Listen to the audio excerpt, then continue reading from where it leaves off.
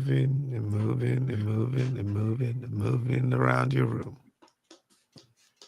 I think Yep. we're live. We're live. Yes.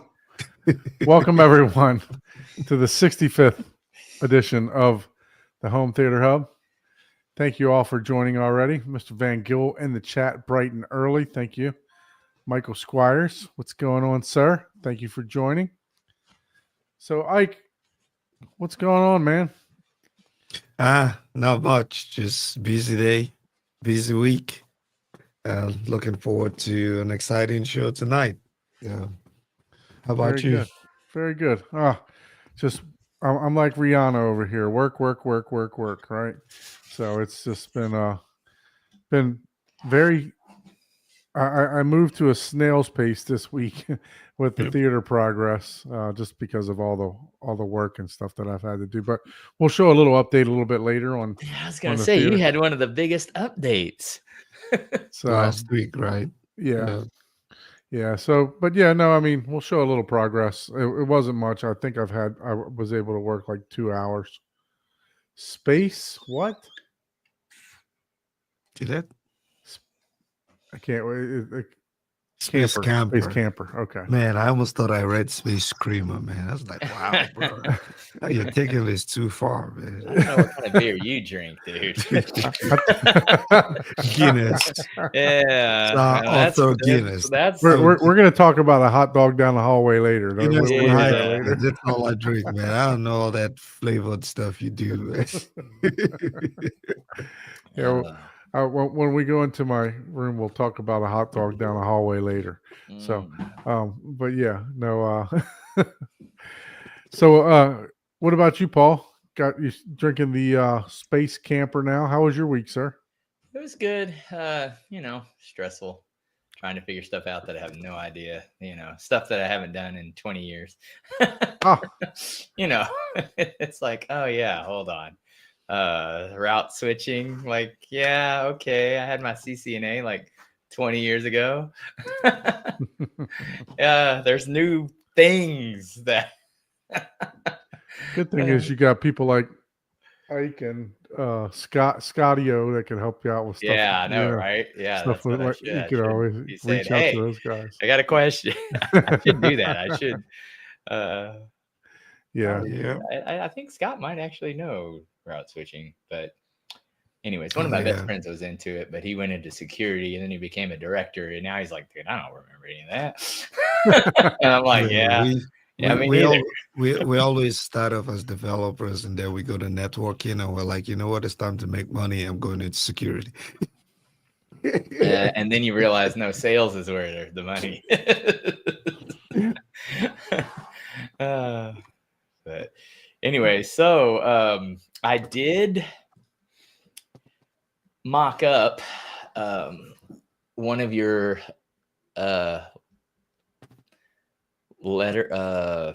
letters for your sign. I didn't know what font you preferred, but where is let me find it real quick. I'm looking for the channel, the hub chat here. I posted it in there. You probably didn't know what it was. Oh yeah, I didn't see it either. All right, so let me share this window here just for you. Live presentation here.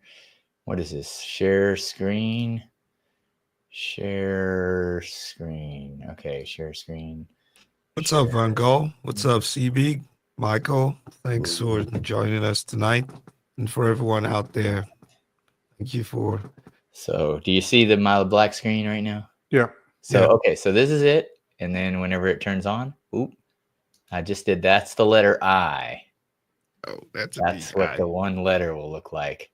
And I'll have to show you what it looks like normally, but it's just basically, I should have turned the light on too. But anyways, that's a big letter. It was basically, if you were to do Horizon Home Theater all the way across, it would be 8 inches tall, 12.5 feet wide. Oh, the problem is though, this one isn't gonna. I can do it for free, but not the material. It's not like a $20. Yeah. It's over $100 in material alone. Wow. Yeah. I mean, And I I'm knew like, you. ooh. I'm Knew like, you were trying to one up friends, me. like yours. The lamp was more than the the $10 lamp was more than the filament and stuff. But yeah, doing the big. So you're going to break the bad news to me that I got to pay you on the show. Yeah, I want people to know how cheap or how frugal you are. Like, wait, He what? put you on the- Watch he him put beat you on me the down. spot, I'm like, man. wait a minute, this is free engineering, free. It's like, man, you're gonna have to buy some material. I didn't even give Ike a light bulb. I'm Dude, like, nah, he put you on the spot. Look, I thought you were trying to one up me, man, but you're going full 10 up, man. Yeah, like, he's going dude, like $5,000 Christ. sign for like Yeah. $100 is what he's trying to do. Yeah, man, bill him, man. Charge him, Paul. It should cost at least No, the twice. material alone is like 150, and that's without the LED strip, and that's not fucking up. Nah, I mean, it should be. yeah. It should be like $350. I was like, yeah, that's You gotta charge him tariff, man. 20% tariff. Yeah, 20% yeah, exactly. Yeah, roll it. You're importing it from Kansas City, man. So Mhm. Yeah, But I know what's it that cost? Florida It's crossing the state the line. the American River instead of Yeah, Mississippi so- River. yeah, pretty much. It's So going through here, Gulf. I'll It's show going you. through Gulf of America to get to you. No, Let you me gotta show you pay for it. again. Yeah, it's funny. That is funny. So is what I think I still. Oh, maybe not. This is just again. This is entire. Let me just do my entire screen here. Okay, share. And I still have it up. I mean, this is like each one of these is a build plate, and each one of these plates is. Can you see my screen, or did I not hit share? We can Yeah, see we can it. see it. Okay, so It's each one of reverse these. mirrored though, but yeah. Yeah, because it's it would be. There we go. like I just had it like that, but yeah, this is how it'll have to print on the thing, and each one of these blocks is 256 millimeters by 256, so basically 10 by 10 inches. 10 by 10. Yeah. See, 10 by 10 bananas. Is that I'm on CAD? trying to. We're trying Is that to. on is that on CAD, on AutoCAD? You have that design, or what? Yeah, so I'll show you that real quick. This is, like I said, the printing stuff is like. We're trying to up. I know you guys Terrence's came here for Home Theater Hub, but trust me, it all ties This together. is so. really cool signage and basically accent pieces. Once you have all your gear, right, you always want the little like cherry on tops, right? And like I have a poster wall. Well, the cherry on top is I didn't even know you were doing this, but thank I you. mentioned it. We had talked about it. I ain't like Don, like it'll never happen. I hope this is it. Look at Don trying not to get billed. Yeah, here it is. So That looks This- nice, man. yeah, and you can ignore these. I might have to right take here. the curtain lights down and hang that behind me. Like, oh, dude, yeah, it would look pretty cool. But this Yeah. right here is all like what I'm You're working on no longer now. sharing your screen, Paul. Oh, what? I'm not. Yeah, it dropped the screen share. Oh, it did. went Oh, up. shoot. Let me show you. Share the screen. Share the screen again. Maybe because I did. So if you guys want something like this for your Tell house, him, CB. He's out trying to- to be cheap, man. Saying reach whoa out to Paul. He'll charge you without you knowing about it. No, Oh yeah, oh, dude. Like honestly, something like this probably No, would be. absolutely, man. Yeah, I mean, it's going to be I'm not even done yet. I don't know if you can see now, but basically, so I had to create all this stuff, and which if you know CAD, this isn't the hard part. The hard part is going to be, I hollowed out all this stuff, which again, this isn't that hard, but I'm figuring out a way to do like a French cleat, and what I'm going to have to do is create a whole bed for each one of these rows of words. And figure out a way to make it to where I can send the LED lights like from here up to here back, and then like down through here, and then underneath something, and through here, basically a way to light up all of this stuff. Right. That's going to be the hard part, and printing so- something, or maybe cutting wood or something that I can mount these onto that's what's going to be the hard part, right? So let me give you a suggestion, Don, that is probably going to be expensive, right? That you need to pay for. So rather than using standard RGB lights, LEDs in there, it might be better to use a COB light, so that The even cob when lights. Yeah. so that when it's on, you don't see those. You see that YouTube sign? There's back Well, there. you don't Yeah. see They you don't see use- the LED light. Let me go get it. Oh, okay, that would be great if you don't see it. But that one, right? If I zoomed in any further, you're gonna be able to see the individuals. the individual lights. So it might cost you a little more money, but just like the Dolby Cob lighting is Cinema, not too expensive though. It's like yeah, 20 but something just like the overall. Dolby Cinema one from the show last weekend, right? That was really amazing, and that's probably Cob light in there, Probably. right? So yeah, that would be good, man. Hey, yep. I mean, this is that thick, right? It's pretty big. Oh, That's okay. just the letter I. And I mean, it looks pretty good. I mean, you can't Yeah, that looks can't awesome. tell that looks professional grade because it is. So the Can I get a dot? Can I get a circle for the top of the eye? yeah. You want it to be a period? circle, or do you want it to be a square? Yeah. I want it to be, yeah. Okay, so and I thought about this, right? And there's the problem, right? So you got this, right? Normally you think, right? This is what you think, right? Yeah. But that's why they're deep. That's why I have the depth. Okay. See, you can't even tell that there's you see Yeah, what I'm that saying? looks awesome. Like you cannot even tell. Like, yes, if I put it up there, that's why I engineered it to be a certain depth. Look, Right? he did. So Look here, how much he appreciates the job you did. He didn't even have it plugged in. look at that. I know. And then look, it even kind of glows from the side. You kind of see it from the side a little bit. We Like can a always little put a bit. diffuser in there too if we got to mount it in closer. So just Yeah, little- it's the little fine. Like I said, diffuser wasn't- and you could always, like you said, just put another piece of, something over it, like some white tape or something. But I'm telling you, it looks pretty good. It's just It does look nice. in order to do the whole thing. I'll send you a link. Is that a Can you- PayPal link? Can you guys see this? Let me. turn your lights off. Yeah, Make let it me- look easy. But yeah, I mean the size of it, I'm surprised that, and this stuff doesn't turn out perfect every time. You know what I mean? So this is only so many, milligrams or whatever, 100 milligrams of filament or 200, right? And a roll is like $30 or something like that, right? And it's going to take like 4 Yeah. rolls. So if you want a beautiful 3D printout like this, man, reach out to down to Paul, man. Look, Yeah. check this I out. will be launching a website later, not sooner, but I will eventually put a storefront up. But Yeah, the that'd problem be is nice. everything has to be. I think what I'm doing is going to have to almost be all custom because I don't want to just sell trinkets, right? But the problem is, obviously, for something like this, I can't. Someone has to provide the photos, right? You have to provide your licensed photos. Like for Horizon Home Theater, I can do that all day long. That's yours. Right. You own that.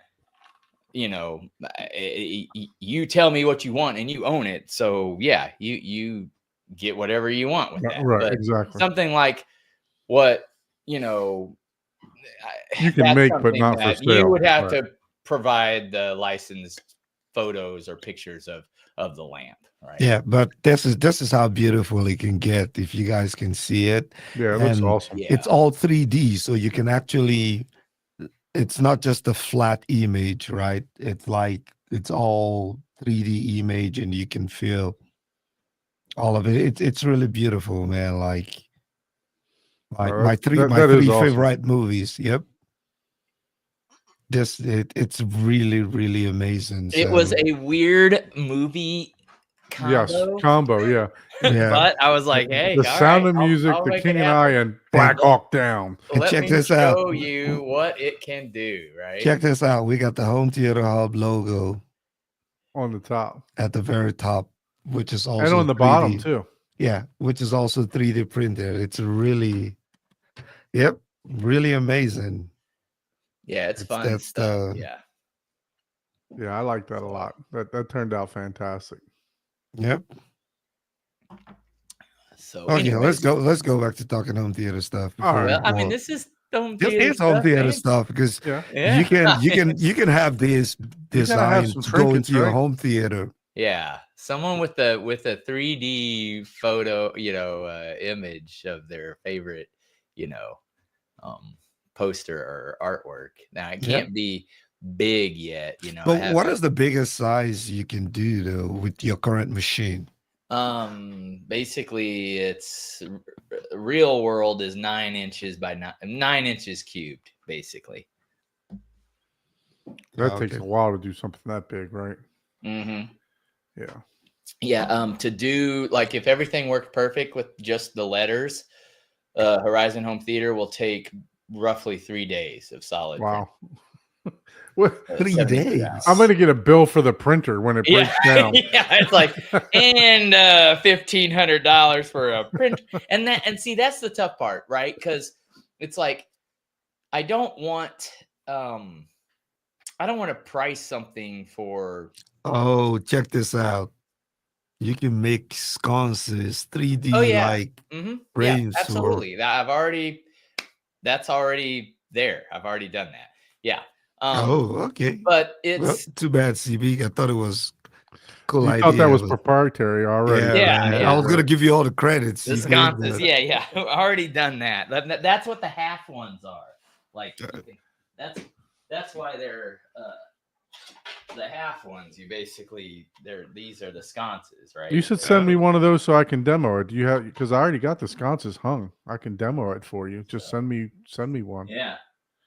so I can show what it But looks the like. only problem is the thing about each one of those is how they hang, right? Like, what's the mount? That's the tough part, right? Like the lamp and stuff like that, because every light is different, right? Yeah, because mine have lights at the top and the bottom, right? Mm-hmm. So yeah, I see what you're saying on that. So it's not just, one sconce cover fits them all, type of deal. Abe in the house. What's going on, Abe? Thanks for joining. Appreciate you. But other than that, yeah, it's it's one of those things where it's like, where do you price something, right? Because like some of these things are okay. Doing something simple like this, like I created to hold the U-mic USB cord that Joe had mentioned. He goes, hey, you know what would be nice? And I said, yeah, I can do that. Well, I went through 3 or 4 iterations of designs just to figure out, okay, what's good. And I mean, testing it as an engineer, what I do, I'm like, okay, I put it on. It's like, oh, I put all the little plastic, these are plastic bolts that I did, right? And I'm like, okay, I did that. And one way I did it, it was scratching. Well, it wasn't scratching, but it was pushing against like the serial number and the logo. And I was like, I don't want it to damage that if you take this off or it just barely moves, little things like that. Mhm. So I had to flip it.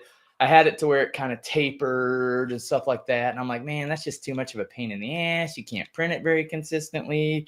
There's a lot of stuff and it's like, okay, I can't charge like, $100 an hour for CAD because, that's $200. Right, exactly. This, right? So I can't do that, right? And this may only be, $5 in filament, right? But I'm not selling it for $5. It's like, Right. go buy a $200 printer and spend 30 hours trying to get this to print good enough. So it's like, okay, where's the line? You know what I mean? That's the hard part I'm deciding on. Okay, where do we start pricing? So you'll be fine. Just get some good samples, and people like Don will like them, and they're gonna pay. And yeah. I wouldn't worry. I wouldn't worry too much about that. Yeah, it's good stuff. What you're making is there's a need for. You're solving issues. You made it a need, yeah. Yeah, and that's the thing. Like trying to solve like we know signs are super super expensive. Like, yeah, I could do like block lettering and stuff like that. It'll take a while, right? But hey, if it became like a business type of deal, right? I would have like 5 printers. You know what Yeah. I'm saying? So I would take that 72 hours, you know, and divide it Hey, by man. 5. So, It's and that would just- speed up the process. But still, even then, now you got 5 different machines you got to monitor and watch. Yeah, you even know? so, but you said would take like three days, right? But so Yeah, that's and- constant printing. right? Constant printing. So even if it took a week, turnaround time for something that elaborate isn't for a week isn't that bad. You know what I mean?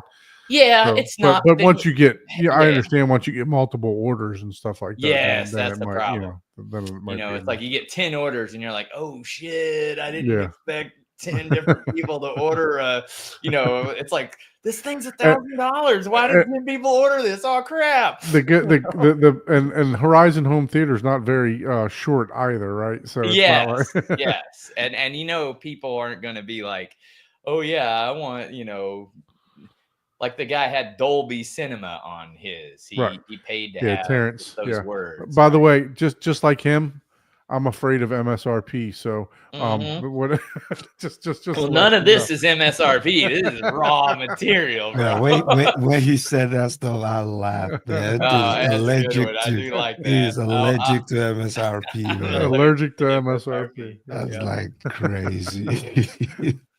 No, that was a fantastic tour last week. It really Oh was. yeah, it was. I really liked it because he has the same thought. Like he has the same like particular aesthetics. It's like everything has to be even, right? It's like I wish I could do that in mine. If I built a dedicated theater, I would, but I'm just like, man, No, but you got room for that though. In your game room, you can do it. but that would be small, and I wouldn't be able to have a 150-inch screen. You got a whole basement. No, Yeah. not in your living room though. I'm saying in your in the my other basement. room. Yeah. I would No, have to the do walk it. room. What's the one where you have the pinball?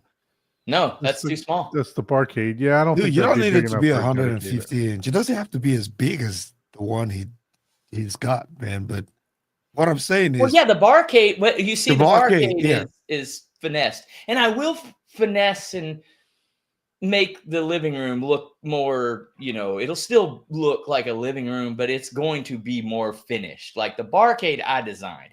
The Yeah. living room, I just moved into. I've never done anything with it. There's a stark difference between the entryway and my living room. I designed everything in the barcade with input from my friends.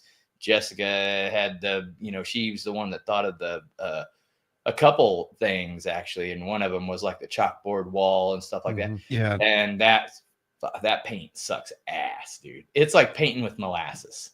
If you've ever I'm not painting's hard enough, and I was like, good God, this is. See, if I were you, and it's just because I'm an aesthetic type of person when it comes to a theater. If I were you, I would put all my speakers into that room, like coming through, because you got your doorway, which you can't do nothing with, right, on the left hand side, and then you got the whole screen wall. I would have those speakers coming from the back side of that wall, coming right into the back side of the screen, so that you wouldn't see any speakers. Yeah. Because I don't know what I don't think you use that room very often. You know what I mean? At least Yeah. I don't know that you do or not, but that would be me personally. That be a suggestion, for maybe later down the road. Yeah. And I've thought about it, making that my media, like my server room, if you would, Yeah. It's like, hey, this is my server room type of deal. Yeah. I've thought about that too. So. Yeah, I would cut holes through that wall so quickly. Mhm. I'd probably be cutting plumbing and shit. Yeah. Luckily, there's no plumbing in that. There's no support in that wall whatsoever. It's like I think 3 electrical outlets, and then that's it. So yeah. Well, but back to Home Theater Hub, right? Yeah. We had a guest lined up. Unfortunately, he pulled out just about an hour before the show. So And we will have no to- big deal. Yeah. He had Life to work. happens. we Or have to man. work. So we'll get him rescheduled. But sure. it's an amazing theater build that I'm really excited and hoping that we can get him on the show and Yeah, and I was You know, watching his progress on Facebook, man. I mean, he it's flew as through this impressive as theater. the one we had last week. So it's I don't know how he did it unless he hired contractors to do it. I mean, he flew through this theater, and I don't even know. We you know, I think I've mentioned this before. I like for everything to be kind of like a surprise on the show. I don't really like to do pre-tours and stuff like that. yeah, I just like to, people to come on, and that way we can react naturally, to what we see. So we may see some pictures prior, to for people that we invite or that may want to come on the show, but very rarely do we do like a whole tour beforehand. But yeah, yeah. no, we definitely want to get him on. I think next week we have Kaleidoscape coming on Yep. the show. We have Kaleidoscape coming on the show, and then we're working on a few other So guests. get your comments ready. Yes, if you have questions for Kaleidoscape and things like that, get that ready for next week. We'll definitely love to have you, and Yeah, we're not afraid ask. to ask the tough questions either. So if Yeah, you we'll if you have a definitely question, want to we'll have definitely ask. questions. Yes, come on, and What is it? I've never heard of it. Well, you will next week if you join the show. Okay. You'll have to So explain to me what it is. you will next next week if you Okay. join the show. So yeah, we're looking forward to having you on the show, Paul, next week. So, I'll be in no did you show. guys watch any movies? Did you guys partake in any movies this week? Yeah, I did. I watched the Mufasa Lion King with the kids. Okay. Yeah, we sat down and we watched that. We're gonna start trying to do a movie every weekend. This weekend, I'm gonna get them to watch Sounds of Music. So Oh, for wow. me, watching like real animals talk, if they're cartoon animals, I don't have a problem with it. But watching like real animals talk, it's hard to get over. I don't know. It's hard to make it, believable. Yeah. What about you? What did you think about that? Yeah, I think it was that way. So I sat on the back row just to allow them have front stage. So it was more about me just making sure that I stayed engaged with it. But I was just like, it's Lion King. It was a different twist to it. I'd never seen it before, the Mufasa one. So I think it's the most recent one, right? So Is that you're talking about the prequel one, right? The one. yeah, the one I think that's at the end of it, that's what I got. I was like, this has to be a prequel of Yeah. It's supposed to be about it's Mufasa, not the Lion so King. Yeah. it's the Mufasa one, him being a kid and growing up and all of that. But yes, I think I experienced that too. But I just sat back and enjoyed it, and it was long. It was 2 hours long. It's like, wow, okay. But yeah, but this weekend we'll try to watch the Sound of Music, and I'm sure they're probably going to enjoy it because it's a lot of sing along, and I'll probably be way more engaged. Yeah, that's because I enjoy it, Yeah. and so yeah, that's what How we about watched. you, Paul? I know I watched something, but it was like a Netflix or Prime, and I don't remember what the heck I watched. I did binge watch The Invincibles. I don't know if people have heard of that. It's a US anime. It's a US cartoon, but it's more like, it's pretty gory. It's not a children's cartoon, if you would. So, but it's based off of a comic book. But I watched that, and I can't remember. I know I watched a movie, and I'm just like, man, I don't know. I called you. I can't remember. It's like I got to write it down, or I'll forget. I called you the other day, and you told me you were about to watch a movie. So, and I told you our conversation was going to be quick, and it still was 30 minutes. But Yeah. So, did you ever watch the movie that evening?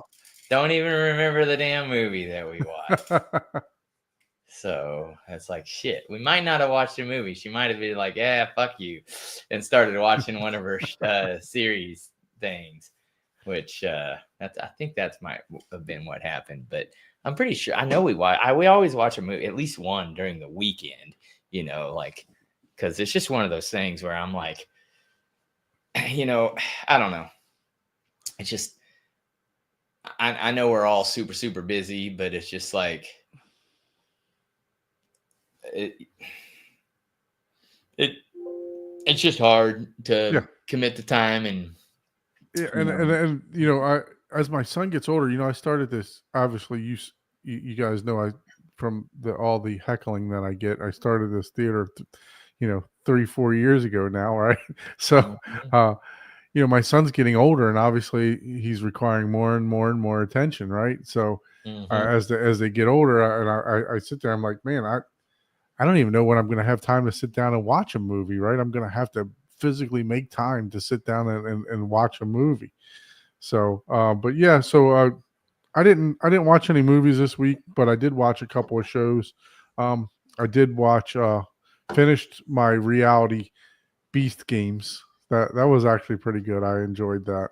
If you guys like reality, like game show type of things, I would highly recommend Beast games. It was actually a good series.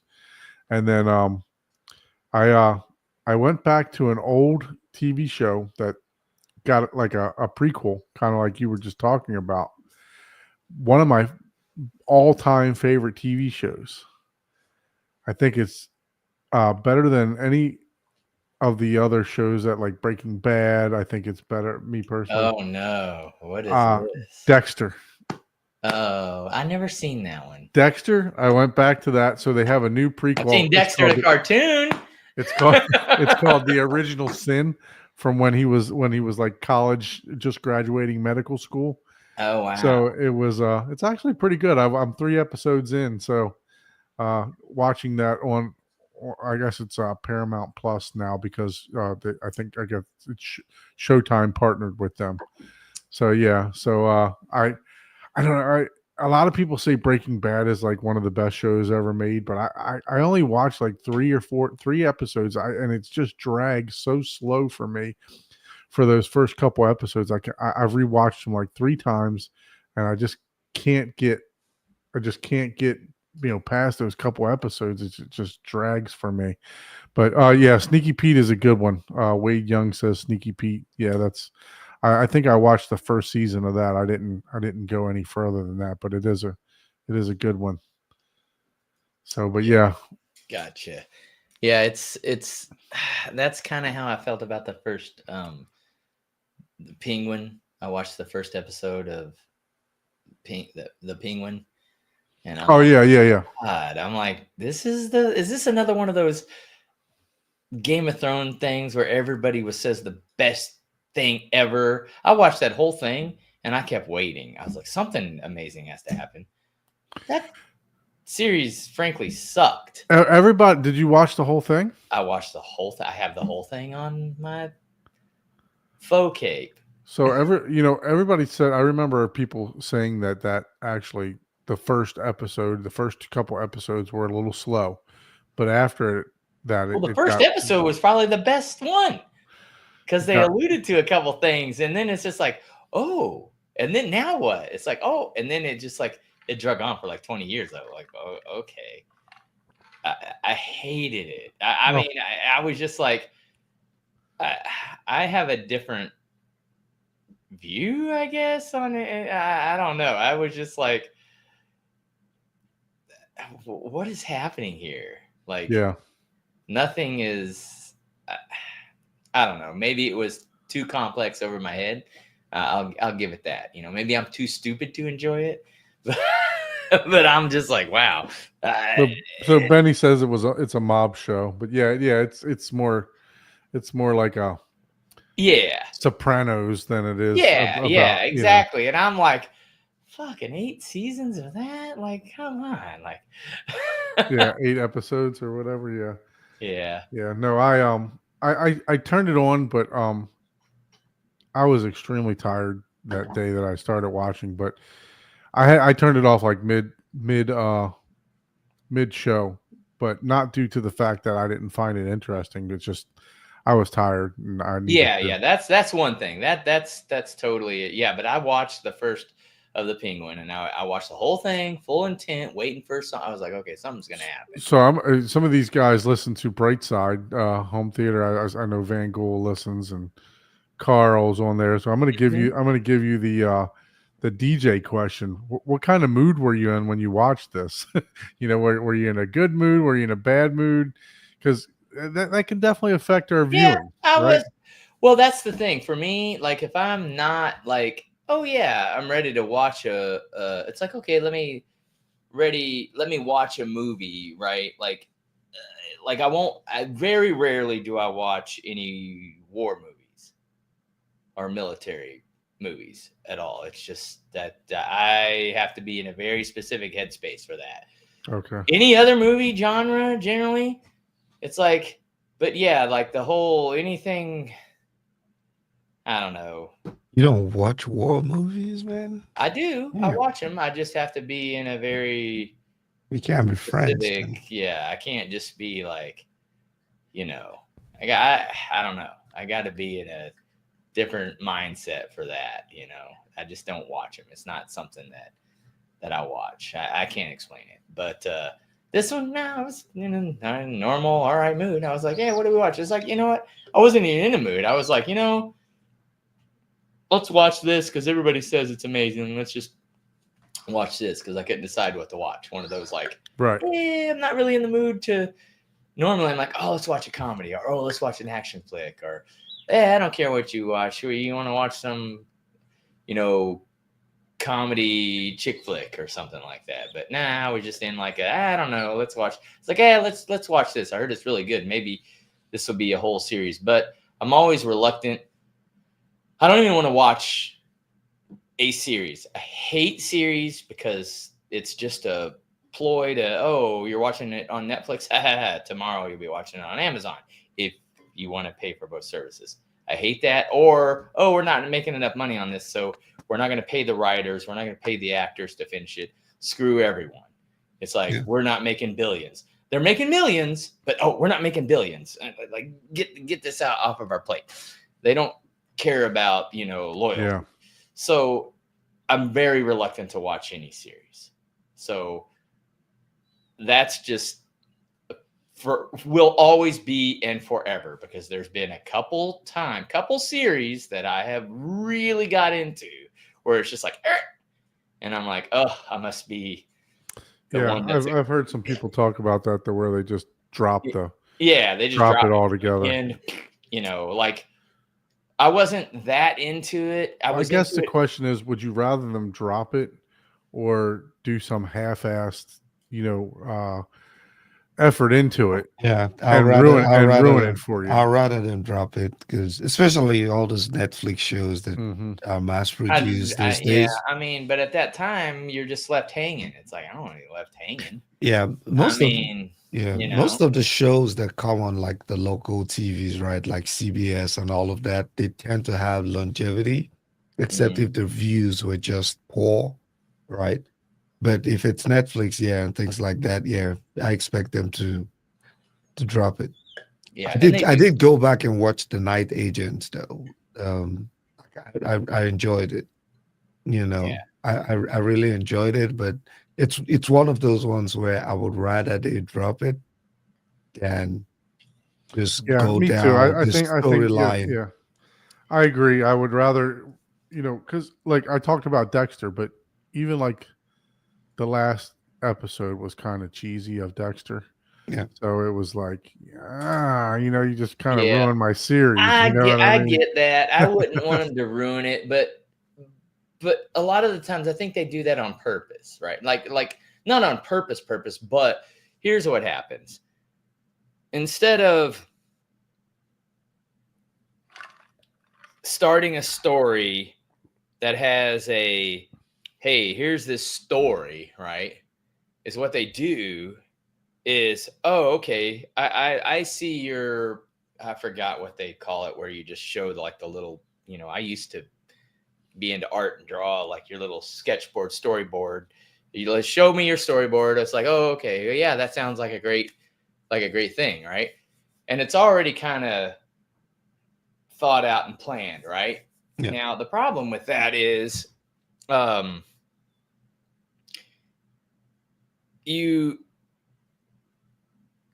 start a series, and if it sucks, people just drop it. Like, And you know what? That happens all the time, right? You're like, oh, the storyboard was great. We did this, right? If it sucks and, there's like one out of a million people that like it, then yeah, everybody's like, oh God, that was horrible. It's like, oh yeah, well, yeah, we know that didn't last.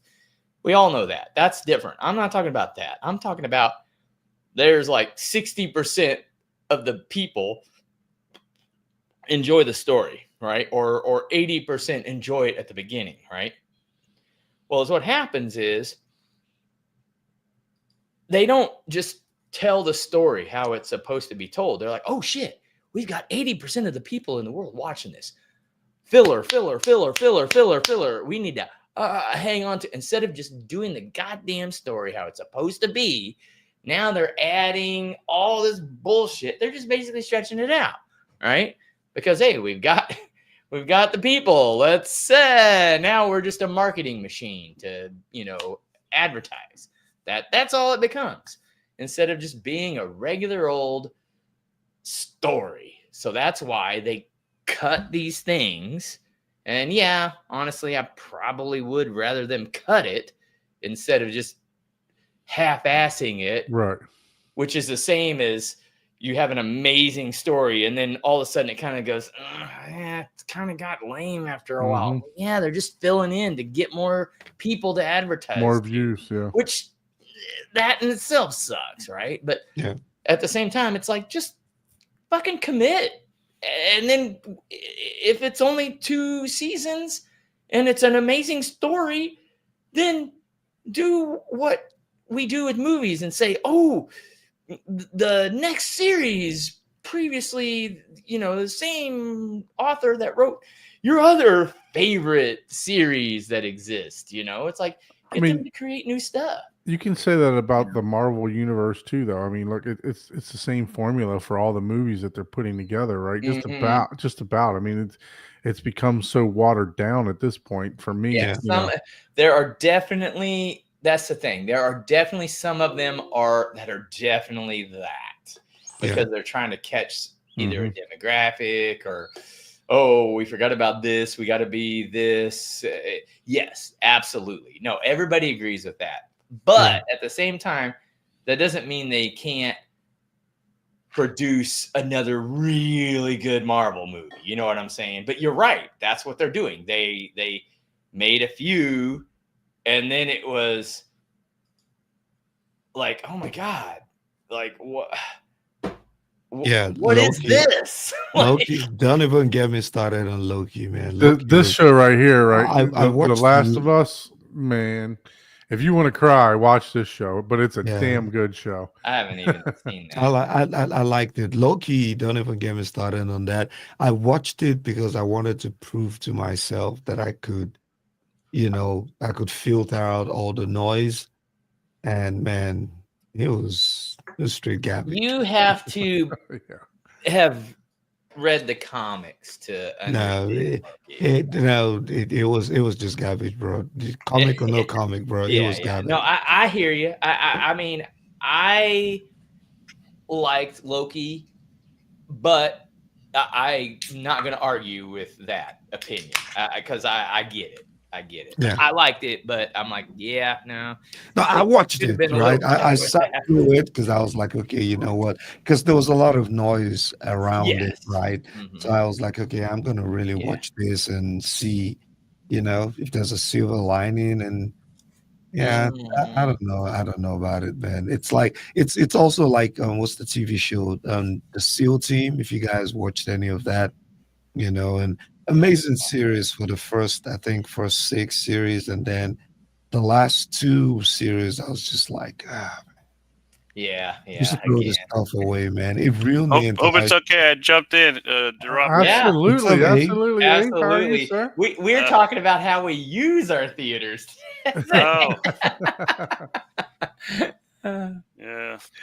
I just got finished. I was like, I got to take a break. I said, my guys are on. I got to turn on. So it's like I just stopped working. Appreciate you listening, keeping us in the background while you're working there. What are you working on this week, Abe? I'm working on Mr. Long's theater, the one that we're doing, which eventually we got to start showing. I want to show that one and get it a little more prime time, but it's getting there. So Very good. Starting to Very order good. all his stuff for his pre-wire. Just sent out to Mid-Atlantic Duct Cool Systems for the the rack area and stuff for the HVAC When guys. you So finish his install, you'll have to ask him if he wants to come on the show and oh, show he it off. does. He loves you guys. He loves you Oh, guys. oh, that's awesome. Yeah, because that's I'm how like, we- well, shoot, man, this is amazing. Yeah, he's a We just great have client. Abe build new ones. We can have a new theater every week. Yeah, no, he's a great client. He loves you guys. He watches the show, and that's how we met is from the show. So Oh, that's cool. yeah, we're Yeah. doing a pretty awesome theater for him. It's going to be pretty unique. It's going to be a 11.4.6 Dolby Atmos system. We've got a Barco Bragi CinemaScope projector going in there, so it should be pretty sweet. And then Now, is that the? I don't know the Barco models because I don't shop. Yeah, the Bragi is a good one. Is that the newer, like 60,000, or is that one of the higher? no, this the Bragi is kind of, it's not their entry level, but it's so it goes like Medea, and then there's Bragi, then there's Balder, and then Okay. the new one on the block is the Heimdall. Okay. And then there's the Njord. So and it's then probably the Trail one that Plus. most people think of when Yeah, they think of home cinema. Yeah. It's not the newer, lower tier that they have. Yeah, the Bragi is kind of the entry level that starts the CinemaScope. Yeah. Oh yeah, Right. yeah. That's It Yeah, ain't cheap, but yeah, it's about 35. you already pulled it up, Don. I was just Oh, about to- okay, yeah. No, that's okay. That's the one I was thinking of. Well, the you ones went that to I the was exact thinking, website. wouldn't you? all the ones I ever see are like Yeah, I didn't want to put the cost up because $250,000. Like, No, that's why you can put the cost up. That's the Yeah, one I wanted. it's I wanted to around, put the cost up. 35-ish, I think. and you had to buy the lens to fit or to match your screen, right? With those, right? It's okay to put Yeah. the cost up. It's a good. It's a Yeah, good you can do projector. that. I don't think they're in. Yeah, well, when you order it, it comes. Yeah, so when you do the calculations, there's different lenses based on the throw distance you want. Yeah, okay. You just pick the lens. Like the one I needed was an EN63 because the throw ratio was like 1.7 to 2.4, and I was right at like 16 feet 9. So I went with the EN63 lens. But when you buy it with the lens of your choice. Okay, gotcha. So it's kind of thrown in there, unless It's you kind have of thrown some in there. But if you really esoteric need or something, okay. right, Gotcha. but if you need a different lens, you can get a different lens. Like Yeah, if you're cool. that's a good thing if you move, change houses or whatever, you still want to bring a projector, but the throw distance and the other one is different. You just buy a new lens, based on that. Now, are these laser or lamp based? These are laser. Okay. Yeah. Wow. Yeah, they come with very specific instructions. Do not look at the. Yes, will cause these blindness. they're actual lasers. Yes, that's Yeah. like Well, and people- they're very particular. Like you can't mount it in such that it can Mhm. be at eyesight. There's got to be no. now, does chance this one somebody- require a 240 volt Mm. plug? No, this will be running off of standard 120 volt. Okay. It runs about 570 watts of power. It's about 4.8 amps of draw. Gotcha. And it's about, I think, 1945 BTU per hour. That's what I remember. Wow. So we're going to mount it in a projector enclosure in the back of the room, and then we're going to put a duct cool ventilation system over it to extract out the heat, and we're going to bring in air through a plenum through the soffit to basically bring room temperature in and then extract out to. A lot of planning for Oh my these gosh. theaters, man. I mean, it's just Yeah. unbelievable what you think, what you think about. And then, like for me, I found out this week that doing changes sometimes isn't very good. So like for my theater, I originally thought to put my rail subs behind the screen. Mhm. And the rails, because I'm going to have exposed speakers for a little bit, right? I decided, okay, well, the monolith speakers don't look as good as the rails. So I'm going to put the rails outside in the corners, in the back Mhm. rear corners. And we still haven't figured out the whole aesthetic design for Yeah, my I'm theater working yet. on that. Yeah. So thinking, okay, I may just build some almost like a corner frame to go around them to hide them eventually. But in changing my original design, I was going to have the monoliths out in the in the rear corners. Well, I said, okay, I think I can fit them behind my screen wall. Well, I'll show you guys here in a minute, but I mean, I'm talking about like a hair. They are fitting in behind the screen wall by a hair. Where are you putting them, on the outside or the inside between the LCRs? So let me just go ahead and go in there and we'll talk about it. I'll pull up. Hey, how you guys like my? I'm trying to get a little bit better. I've found this fabric with a brick thing. I was like, okay, let me cover all the mess on my bookshelf.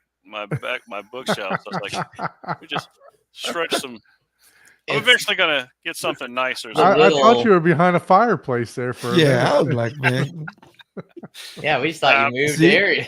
I'm just sitting in my when you don't office. say anything, nobody knows anything, right? Yeah, exactly. You're just like, it's a green screen. Like, look, nah. This whole thing is a green screen. I created this this environment that actually it's a much larger house behind me.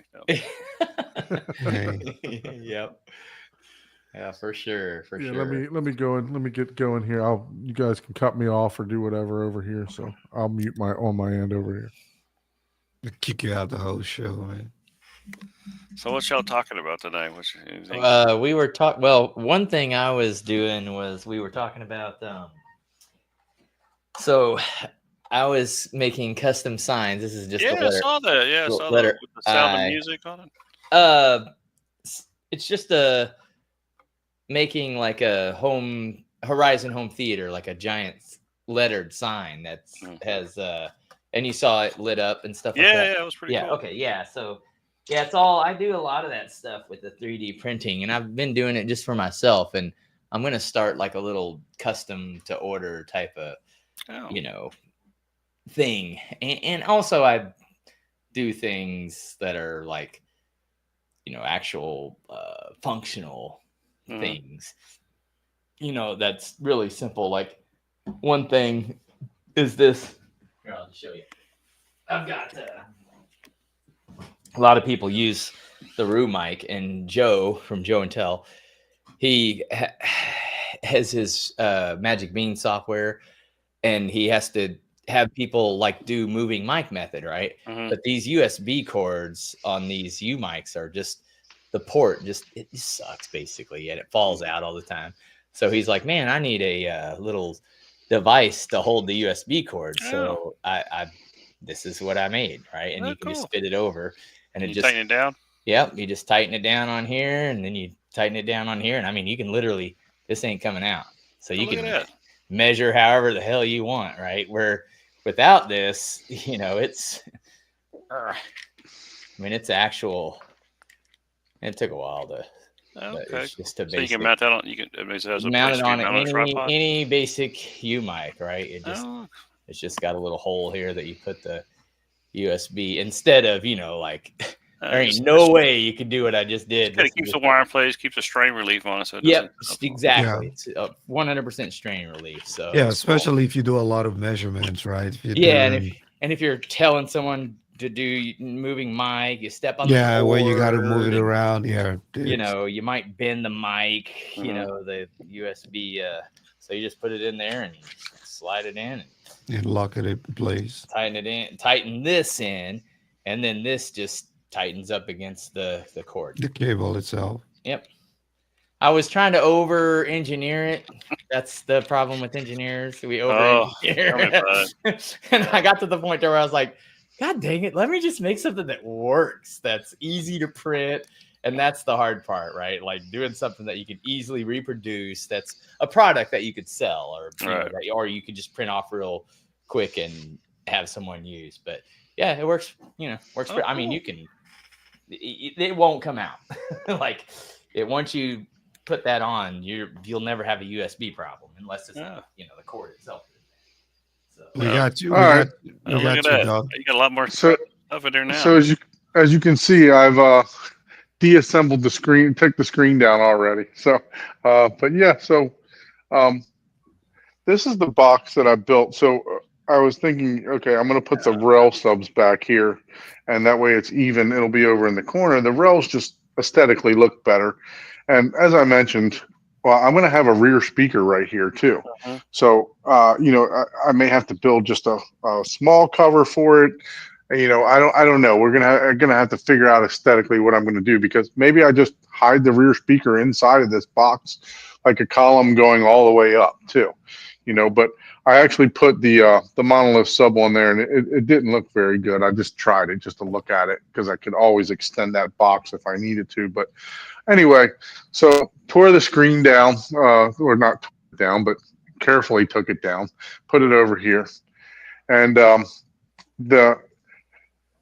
this frame, I built it 24 on the wall. I built it 24 inches to the front.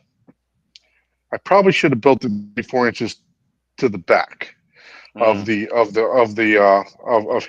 So this is one of my design flaws. So it would work with the rails perfectly fine, which I originally designed it for. But so anyway, I had to take the screen down just to get these refrigerators in here, right? So, I mean, they're 27 inches deep by basically 20 inches wide, so they're monsters. They're 250, 240 pounds a piece or something like that. That was just So, crazy, man. yeah, so as you can see, I actually had to trim on this back. Well, let me see if I can show here. Yeah, But you can Yeah, see how tight that is. All right. Is that the ones you originally had set up up front? So the idea was to have the rails up front, but like I said, because they look a little bit better, I wanted to put the rails in the back. Just so, and I built that box to fit. Yeah, they're ginormous. I mean, they're so What's the depth on those? 27. Okay, and what's our depth from the front of the framing to the back wall? 20. Ooh, okay. Yeah. All right. Yeah, so that's why I had to turn them sideways. Oh. So, needless to say, I've already considered, maybe selling these and going to like 418s or something like that. They have SI makes a shallow depth SI, and one of their drivers. It's I think you only need 13 inches in the box is what I was looking at the other day for the mounting depth. And then obviously you can build I can build the box upwards, or I can have somebody custom design me a box that would be more taller, more than wider to go in here. Because I would like to face the subs. Not that it's going to change anything whatsoever. And we're going to talk about this because I actually put it in REW for the room sim. But my biggest concern is this. So once I put my speaker in here, right, I'm worried about the reflections off of this, right? Yeah. So that's one of my biggest concerns, right? But I mean, more than likely, since I was planning on trying to be able to move back there, but since I can't move back there anymore, all that's probably just going to be stuff with insulation anyway, so and the only thing I'll have access to is maybe this side over here for my switches, and whatever's coming over here. And by the way, I was referring earlier to a hot dog, throwing a hot dog down a hallway. Well, this pipe down here is like an inch and a half pipe, right? I struggle my ass off with trying to get a fish tape through this thing, and I could not figure out for the world of me why I couldn't get a fish tape through this stupid pipe. Because this is where all my XLRs, I got my XLRs ran, so this is where my XLRs and the 3 speakers are coming from, the three 12 gauge speaker wires coming from. And I'm telling you, it was a hassle trying to get that through there. So I actually looked up on a little tip. So they use zip ties, kind of create like a barrier so that this here doesn't anything in there. I guess where the joints of the hips is. So and after I did that, worked perfectly fine. It went through like butter. So one other update is I can tell you one more thing though. You don't have any Wi-Fi in that corner of the room.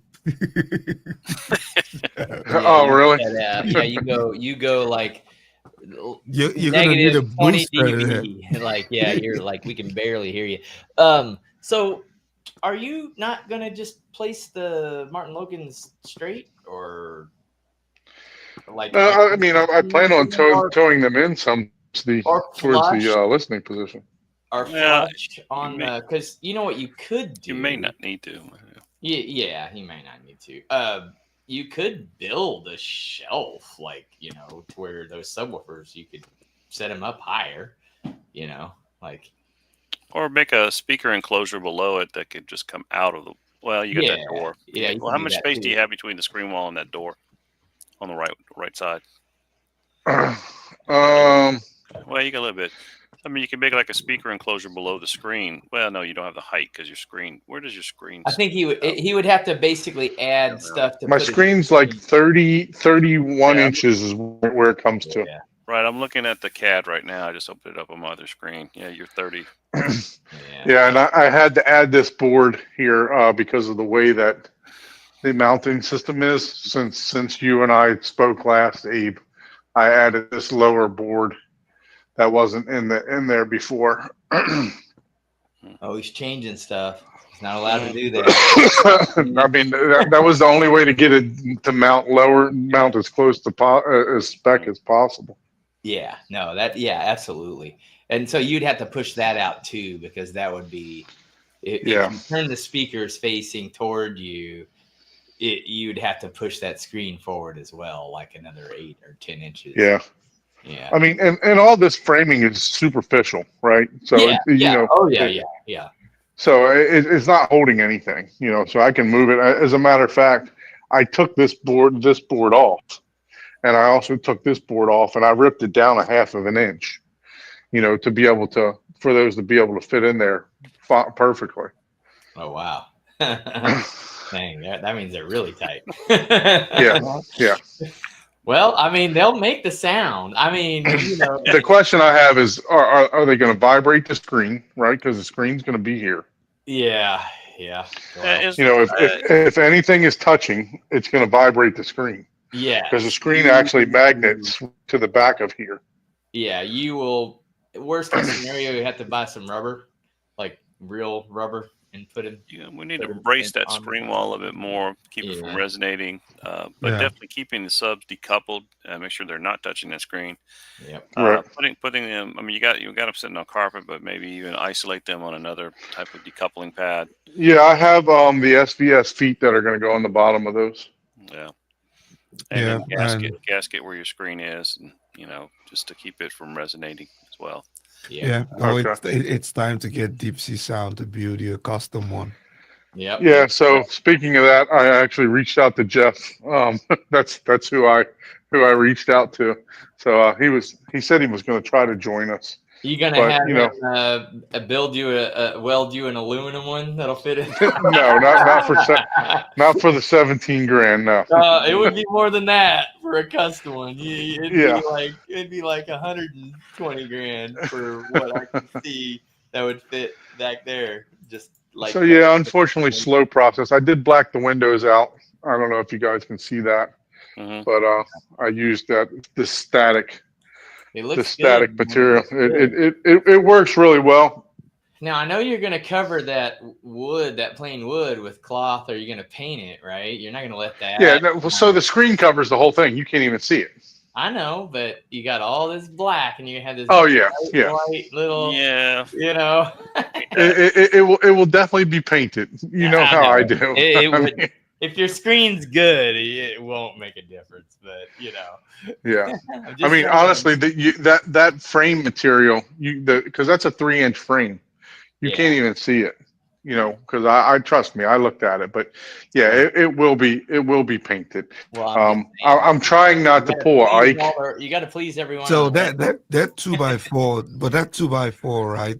What type is it? Because I'm about to replace. I have my own screen on 2x4s like this, right? But recently I realized that the wood I used is starting to bow. Mm. So now I got to go replace it. Yeah, I mean, because it's I starting to buy. bow, the screen is no longer straight. So I mean, gotta unfortunately, replace. you can't do much about that, right? I mean, if the wood's going to bow, it's going to bow. But Well, I guess it depends on, I bought the prime. When you go to Home Depot, I always buy the upper grade. I don't buy the cheapest model. and that's still And gonna bow is what you have to do. it'll still bow, right? You have to Unless take you make a MDF structure. yeah, you have to take one of them. Like if you're doing it this way, right? Like tall wise, like let's just say you're using a 2x4, right? Yeah. If you mount that right, then it's not going to really necessarily bow this way. It can, but you want to kind of support it still, at least every 24 inches. But it can bow like out or in, right?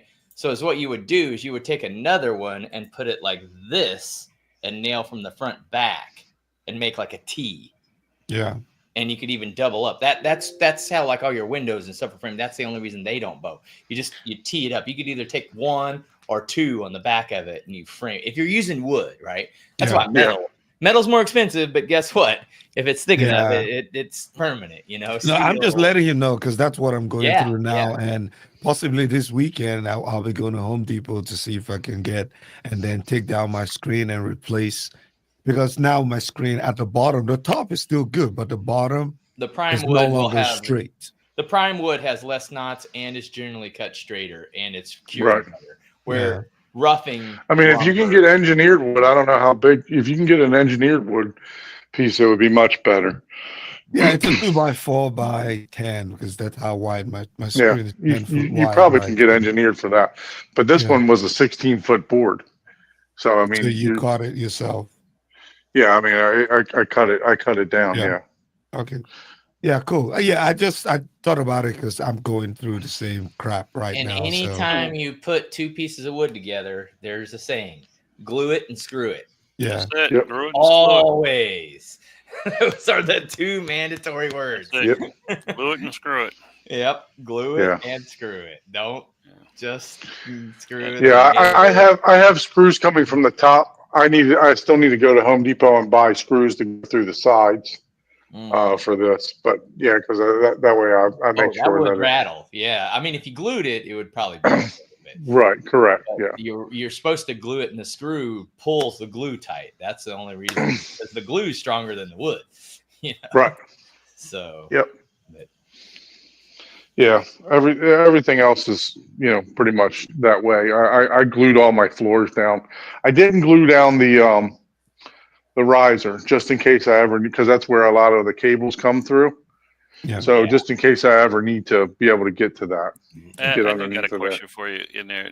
Something we were talking about the first because I'm working on the design. The first third you wanted black. Is that around that door? So explain me that because so I understand that. Thought process in the very beginning was to, like for the first 4 feet, was to put all black velvet, right? From here, yeah. So, but then I wasn't going to do the walls black. I wasn't going to do the fabric materials in black.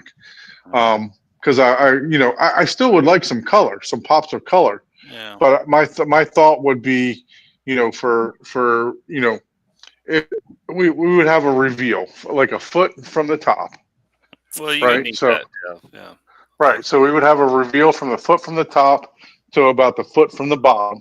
Yeah. And then we would just run that down the straight, all the way down, right to the end in black with the LED lights. Whatever design that we choose with the LED lights and stuff like that.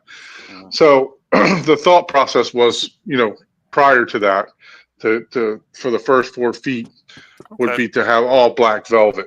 but I still would like to have some different colors mixed in, you know what I mean? But majority black, the majority of the fabric black.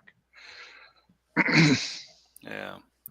I guess some So ideas. it might be easier, honestly, just to go all black with all the way down, and then use the LEDs as the color, right? Because they're going to be RGB.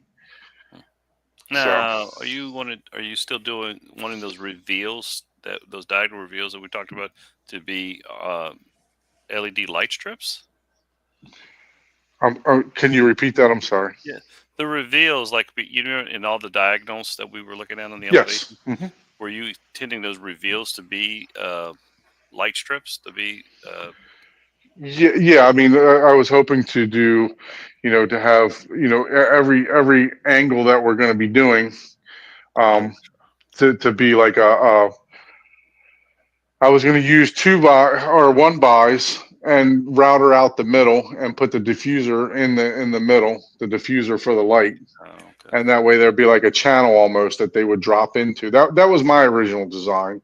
I'm sure there's probably a better way to do that, but I also thought about using the fabric track and using that's where I'm thinking about going with the fabric track.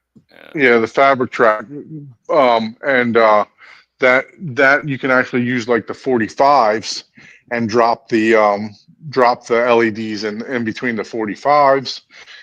So there's multiple ways. That's why the aesthetics is, I just want to get the theater functional for now, and then we'll piece together the aesthetics as we go. You know what I mean? So just because I wasn't totally sure 100% on that, but I mean, that's why I was asking. We have runners at the header and the top, and we do stretch fabric all the way horizontally. Put that design and print that design on fabric, and then stretch it. So you just, and just and then cover it all up. And then that way all your infill and everything can be behind the stretch fabric, and we print the design on it on the surface.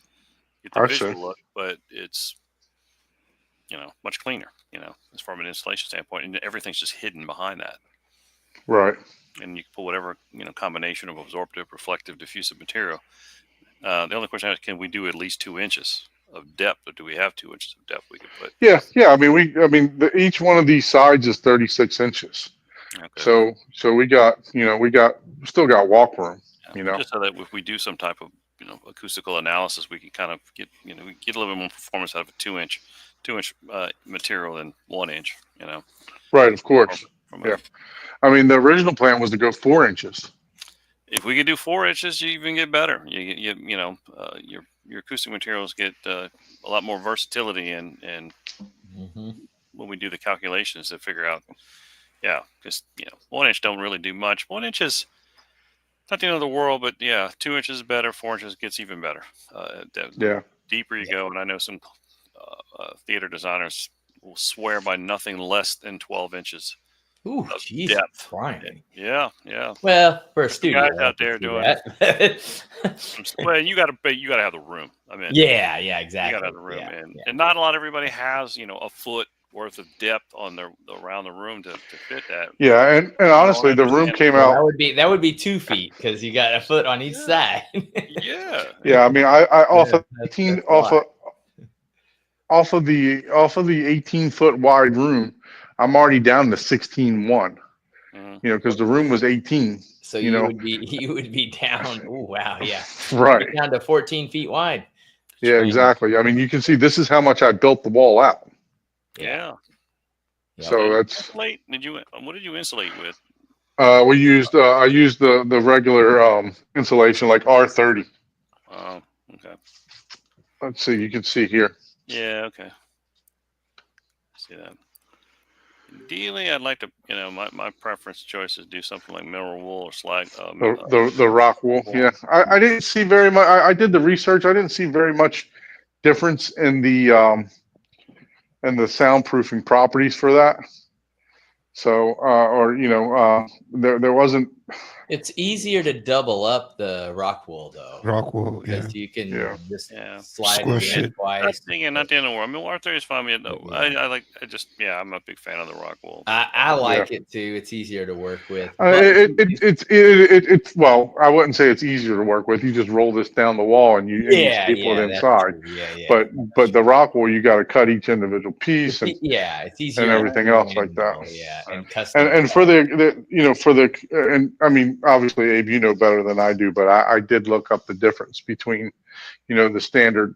A lot of people call it pink insulation, but obviously this one's not pink. But as far as the acoustical properties, it's and there wasn't much difference there. Yeah, the STC is the same, really. It's I think it's exactly the same, or if anything, it's like 1 dB difference. The STC. And it's part part of the whole assembly. You have to look at it. Right. Yeah, exactly. So Yep. it's one Yeah, part. so I used rock wool in this portion of the flooring, because this portion, literally from like right here, what is the garage. Mhm. So this right where the couch is backing up to, that was my garage. Mhm. So when I built this floor up, everything under here is rock wool. But I used in the walls, after looking up, like I said, the difference, Mhm. it went with the regular insulation. Just they call it a lot of people call it the another pink stuff. door in there eventually, right there. Or? Yeah, so either that or we just put another panel there, to kind of hide it. But I wanted to where He's going to be. it'll pop out. Yeah, and then you'll be able to slide. It'll be able to swing, because let's say if I ever get like a subwoofer or something like that for review in, or just makes it. This is an exterior door, so this leads right to the outside. Mhm. So that way, if I can bring something through there. Not that I can't bring anything through this, because I mean it is a wide door, but and then I mean even my front doors, I have huge double. I have huge, both of these doors open, so I don't have any problem getting a 100-inch TV in here or a 130-inch for any of the manufacturers that want to send me a 136-inch wall LED or anything like that. That's listening. I have no problems getting that stuff in. Yeah. It's such a shameless Well, plug. that wall right there. I mean, that's your envelope. I mean, you think about it. That's the envelope of the room. And what you could do is isolate into that, and let that exterior door be part of the envelope. So definitely make sure that sealed. And that way the door that's on the inside of the theater is more going to be decorative, just to be incorporated into the design. But really, you want to seal that return inside that area and seal all that up and let that be part of your envelope. And then put a really good door seal on that door. So that I mean, I've contacted a door company for solid core door. I think they're like $800 a door for. I mean, it's a good thick door too. It's not like minimum a good 1 3/4 solid core door, and then and put a the good gaskets at the bottom. Zero International makes one as a Part 350A. So it's a mortise door bottom you can put on there, and that can lock its threshold. And then with the I think it's a Part 856, which is a door. Gasketed door stop, so that's a good kit to put on a door. And then when you close it, it seals on 300. It drops down, right? Yeah, it's mortise is the bottom rail of the door. There's a little pin actuator. When you close it, it'll lock tight against the threshold. Just have a good, nice flat threshold, and you get a good seal at the bottom. And then couple that with a door stop seal around the perimeter. And at minimum, that's a great simple. Yeah. So I was thinking, I could do like a flat panel door to where it almost looks like. And we can make a hidden door out of it. Well, I'm thinking we make a hidden door out of it. Just the decorative. We just make a hidden door, put it on some European like 165-degree full overlay hinges, have it open up and out, just like it just be part of that wall. Especially if we were doing black right there, like you were. That's what I was at. We can just hide it. So that's just a decorative, just a hidden door, and then you open that up, and then there's the main actual. Entry door, exterior door. Yeah, I didn't want to lose access to the door.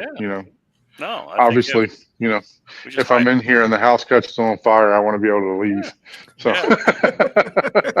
You don't want to stay behind with your That way, equipment, a man. really cool hidden door right there. You gotta walk away Blend it from into your the wall gear, behind. man, because of a fire, man. Come on. Like, hold on, let me get these big ass subwoofers out first. yeah. So, You but can no, hide. You can hide in those monoliths, man. Probably probably fire so. rated. It'd probably take a while to burn them things as thick as they are, 200 and some pounds. Yeah, those are monsters, man. I mean, it's crazy how big they Yeah. are. So Wade is saying he used outside rated solid core doors with Mhm. metal threshold and seal.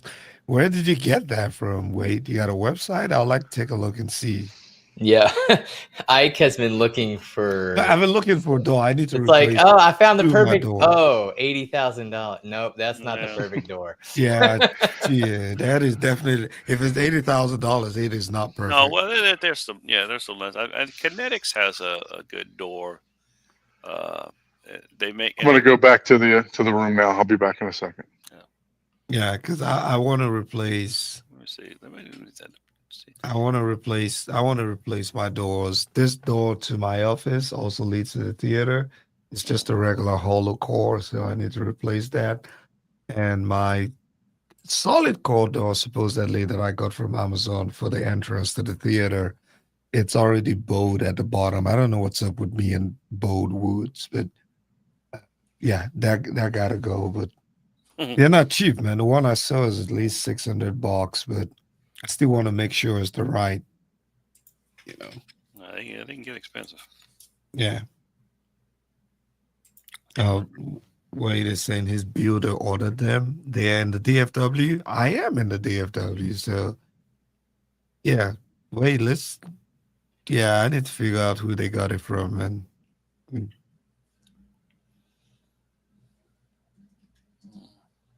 and take a look.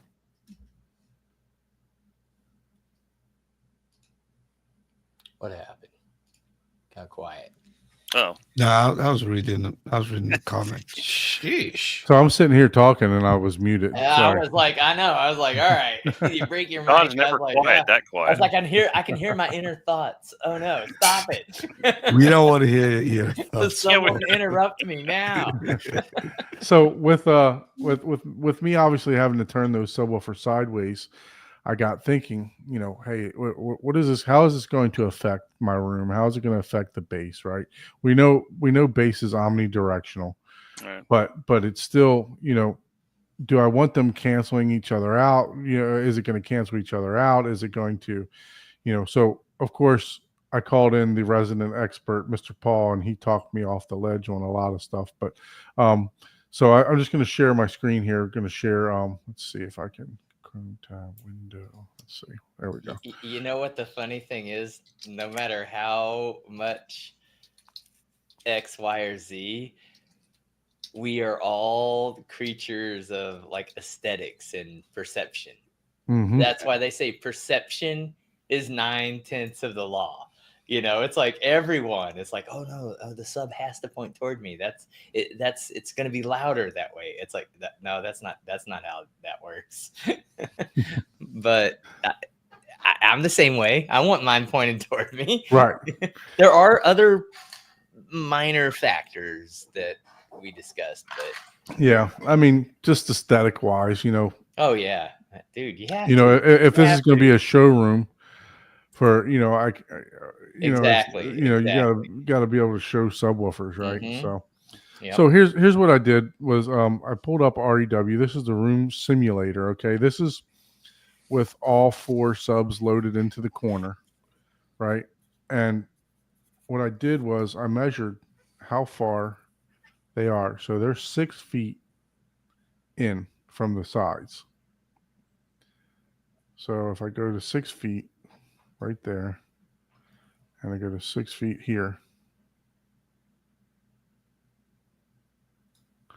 and then you can even turn them. Let me see if I can get them. There we go. I gotta start playing with that program. That's REW. Yeah. Yeah, the room sim. Yeah. Yeah. It only accounts for, you know, basically, you know, an enclosed room with no like nothing jetting out, and it's not accounting for furniture and all that stuff. It's just counting for the space, but mathematically it's 100% accurate, but math is only as accurate as the variables you provided, and Right.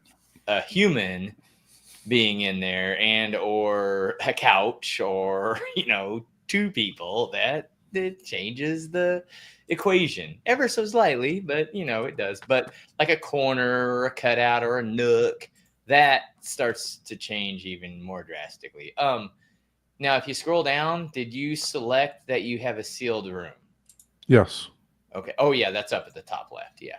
And your surface absorption is probably going to be on the front wall. So that's like 10%. You're saying basically 10%.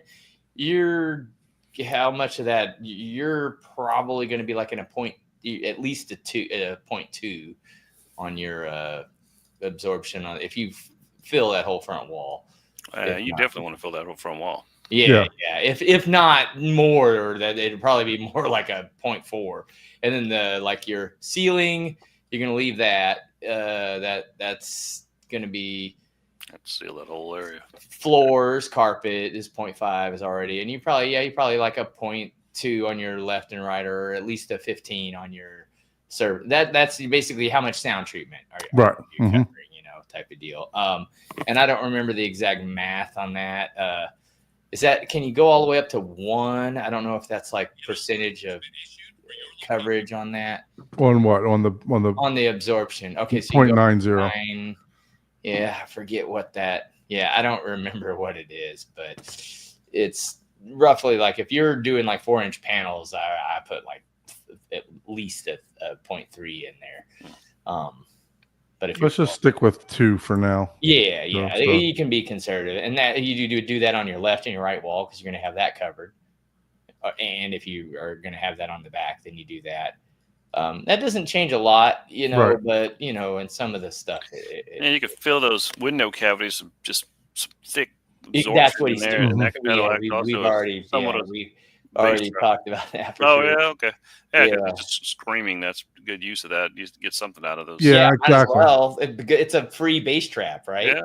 It's like oh, I got a 8-foot deep cavity here. Might as well. Just like that door, I want it to kind of be like a hidden window to where it has like a window plug, but it'll be on some kind of hinge to be able to open. And my wife likes to sit in there and like read, and she likes the sunlight. She's actually disappointed that I covered the front windows because she liked it more as a sunroom. So sunrooms and theaters don't work. Yeah, exactly. Not the same experience. Yeah. But if you scroll down on the right over here, you input all your things. Are all your subs sealed? Yes. Okay, cool. I didn't know that. Well, those have a plug that goes in the bottom. Yeah. Either way. Mm-hmm. Yeah. So okay. Yeah, man. Oh, you do listen. I mean, it's just easier. It's just. I mean, I love a good low producing sub, but yeah. So yeah, you pretty much now you can have it auto timeline all the subs if you want, and you can actually add your subs. I see you only put 4. You can add your 5th and 6th sub and put them on top of 3 and 4. Why would I add a 5th and 6th sub? Aren't you stacking 2 rail subs? Technically, yes. So you would put that in there. I mean, that's a bare minimum. Yeah, I was treating it as one. No, you have 2 different subs. That's. You are correct. I stand corrected. So thank you. Yeah. So you would just have to put them exactly where you're putting them, which is on top of those others. Now it doesn't have a vertical thing, but that's the same difference. Where's the sub? Okay, here's the 5th. Yeah, that's the only part, trying to figure out where the hell it is. It's pretty cool. Yeah. Right click on that thing. Yeah. I think. Yeah. And then you can just boop. And there's the 6th one there. Okay. All right. That And seemed to then- even me out a little bit more too. Yeah, every little bit helps. Yeah, it's just, and you can mess with the gains, and you can do. You're going to cross over your. You're not doing. What's the crossover filter at 63 hertz? Where's that at? Above your subs. Right here. Yeah. It should be 80. Yeah. Okay. So, and then you can. There's a way. Is there a way to see below 20 hertz on this? Do you know? No. Okay. No, you know. It doesn't take into account the butt feel. It's not measuring butt feel. That's a technical term, butt feel. Yeah, butt feel. It's like no, it's not. And these over here are, these are the rel subs, so they'll probably get, honestly, they'll probably get a little bit of room gain and drop a little bit lower than the 21. This accounts for that. Yeah, exactly. Matter of fact, if you change it from a sealed to a non-sealed room, you'll see the difference just from clicking that button. Sealed rooms. See how much more base that gives you just from that, just from sealing a room. That's my problem. I have an open I'm in my open concept, so I basically have 8,600 cubic feet. That's next to impossible to pressurize fully. Yeah. Yeah, So let's take a look at the difference of what. Okay, so this I'm saving this as P2. So if I were to move those subs to the corners, let's look at the difference. If I were to move the front subs to the corners. Yeah, don't do that. Move them manually, because otherwise it's Move going 'em to do some weird. Yeah, Okay. yeah, do it. That's your left and right speakers. Oh yeah, I did Not your move that. subs. Sorry. I forgot what. Let me go back to see. Is the that load not an P2. undo There we go. button? Yeah. Yeah, there you go. So move that to the corner, and then there you go. Yeah. Perfect.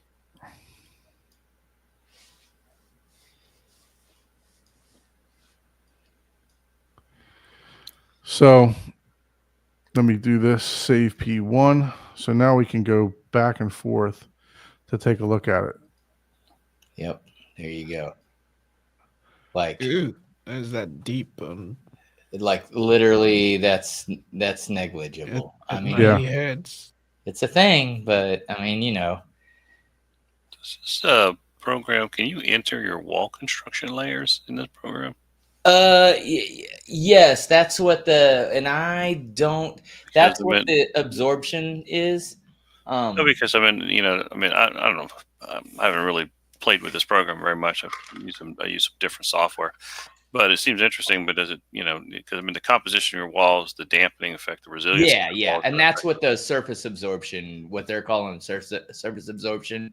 They're not doing they're not calculating for anything that you custom build that's like a resonant cancellator or anything like that, or a very specific tune diffuser for a specific frequency or anything like that. It's just, okay, how much absorption are you providing? And again, this is only in a sealed room. It's surface absorption. That's what are you putting on the walls? But the walls, the resiliency of the wall itself may also have an impact on absorption too, because there's what's the surface materials doing, and what's the wall doing from a flexing standpoint. Right. Yeah. Oh yeah. I built 24 on centers just to allow that.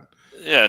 For instance, 24 inch centers are much more resilient than 16 Yeah, as far as. Yeah. No, but that's pretty good. Go That's pretty into good. that But at least it gives you an insight. Yeah. And again, I literally said, hey, this is 80% accurate. Yeah, right. And that's get you somewhere. At least gives you some insight of what's going on in it. Yeah, it's not gonna. But that's all. What you're talking about is very more specific. This is more of, where do I physically put my 200-pound sub?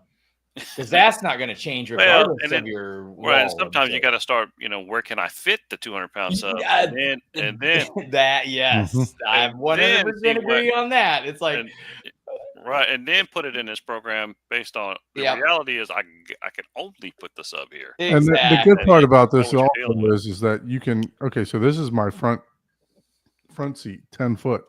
So if I move it back to my second row, which is like 18 feet. Oh, dude, yeah, right there. That's your prime base. That's like Perfect, perfect yeah. base right there, That's bro. that's Does perfect, it man. plot, Yep. does it plot like axial room modes? Yes. so That's what it's showing on those You can- lines. The Okay. and that's kind of the basic, like where am yeah, yeah. primary, And again, secondary, this is residence? 80%. It's not accounting for you have like a tray type of ceiling, right? Yes. Like, it's assuming flat ceiling. It's not. It's Right, and not the trade is a accounting. minimal impact to that. Yeah, exactly. Yeah. It affects So- your tangential modes and your oblique room modes. Yeah. If you wanted which to are get harder to exactly calculate, but the exactly. axial room modes is really the main ones we're focused on. Yep. And that's the advantage of having 4 subs as well, so we can help balance out modal issues in a room. Yeah, you need to sit at 18 foot down. You don't need 2 rows, man. Yeah, you need to sit right there, bro. That's the sweet spot. Like, forget it. Because again, remember, this is just the uneq'd. Right. That can be perfectly flat with a little bit like a Q of 1 at freaking what is 120, that? 130 hertz, bump it. 75 hertz. Yeah. Boom. You got flat as a pancake base right there.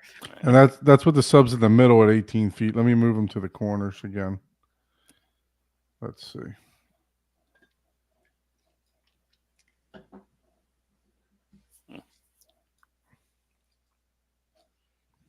And I'll save that as This is a good 4. program. Just for people. Yeah, out just to there play around with, It to shows, to show people, just put one sub in this room to show how bad of an idea that is. Oh, yes. This would be a great thing to educate people. Say, look, do that, Don. Do that for him. Uncheck all but one sub. it's just one sub, and just so you can see how many see axial the- room modes overlap. Yeah. How much just Swiss cheese you that. have. Yeah. Swiss cheese of base, I call it. Yep. Now, and that's pretty good actually, and that's because of the seating distance. Yeah, because you're far away. Yeah, Yeah, but, move closer to toward the 10 middle of the foot. room, Yeah. Move the seat closer to 10 foot. Let's see. And then look at your I pressed the axial wrong room button modes there. of your length to your width and to your height, and you're going to see that probably several of them are. Well, before you even do that, if you would go back, okay, which one? because there's one thing, go back to your normal default where you were, like load whatever it was. Yeah. Load P1 or whatever it is. Yep. Don't save anything. Unselect all but one sub. What sub do you want me to keep? Like that sub one in the front. Sub Just one's one, fine. sub Sub one, one. Yeah. It's Left just front. for So here's the Shits thing and that people giggles. don't realize. It's like, oh, you're sitting in the prime seat. Select at the top, to the left, to the right for other people and see the difference up at the top. Yeah, that's the left seat. Now go select your right seat. You see how different all those are? yeah. They're all different in front of you, behind you. They all get different. And once what's you add, what's the primary resonance of that width? Does it show you what the primary resonance of that width is? I don't. Which is basically just take the room dimension and divide it by 2 times the speed of sound. I think it is, and it tells you what the primary resonance I is. think that's the high red lines. Yeah, maybe.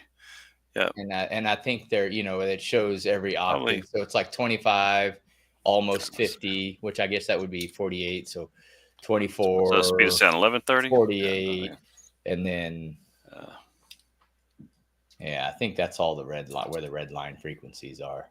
okay. So there's a lot of them. Yeah. Yeah. I don't But know if yeah, you it shows you a lot. And you got to yeah. remember, you're assuming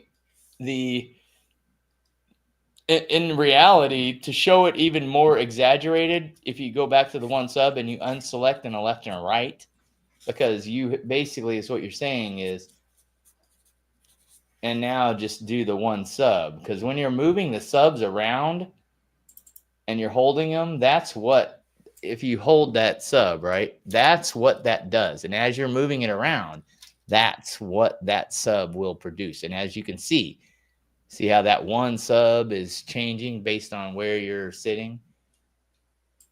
So like if you put it like right there, that's what that's showing you. It's like, oh, this is what this sub will sound like from that primary position.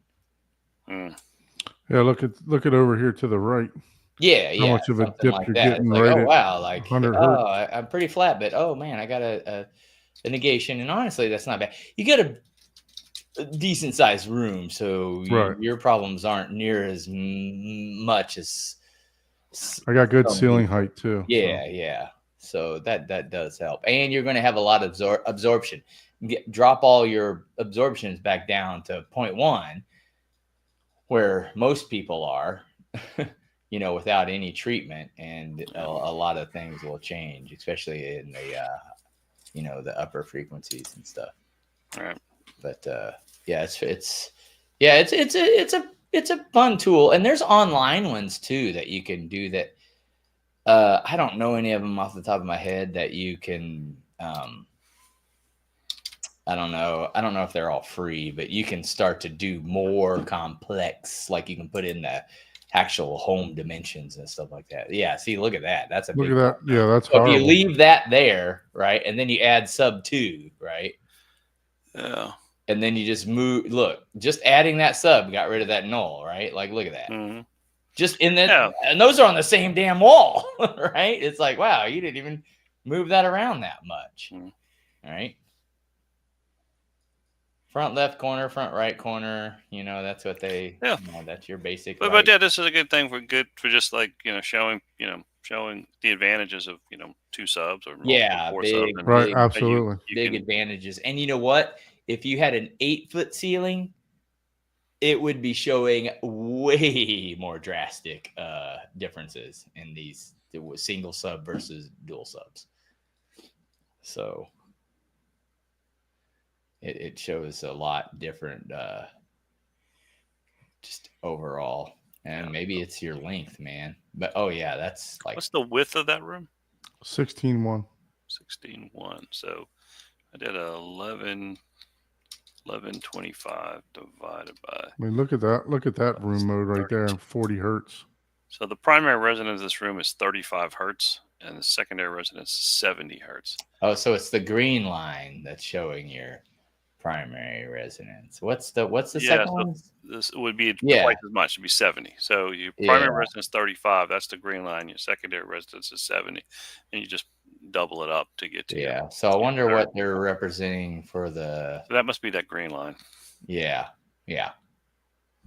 I don't know why the reds. Yeah, I never did look at all the line colors and understand. Okay, wait, which one's good? Which one's the well? worst? The key we're looking for is that we don't want a primary resonance of, say, the width intersecting a primary resonance of the length. So you don't want those two to cross. Like a square. A perfect example is a square room. A square room is going to have axial room modes in the same spot. On the length, width, the length and the width, which is bad. And so if you put a seat right in the middle of that room and you take a tone generator and you put it at 35 hertz, well, if you don't hear 35 as much, when you walk to the middle, it completely disappears. Like the frequency completely just is gone. You don't even hear it. And when you go up to the wall, it's like super exaggerated. That's because it's the bass wave. The length of the bass wave cancels out in the middle of the room, and it's just gone. So that's why I call it the Swiss cheese of bass, because you get all these room modes where like those frequencies. It's like 70 hertz. If you take the 70 hertz and go to the 2/3 position of the room, it completely disappears. Like if you take a tone generator and put it at 70 hertz, walk to the 2/3 position in the room, and at 70 hertz, it's gone. It's gone right where it says that. You don't hear it at all. And you should be able to move your head, right? Yeah, you can move your head. Literally, you can move your head 1 foot. Move your head on the application there. Yeah. To what? 2/3 of the room? Yeah. Yeah. And you can hear it, like, because it dips in the middle and it goes up. Yeah, I mean, and that's with one sub, right? Yeah, that's with one sub. Well, I got okay with one sub. Man, your room is and you can definitely see it dramatically if you make a square room, make it like a 16 by 16 room.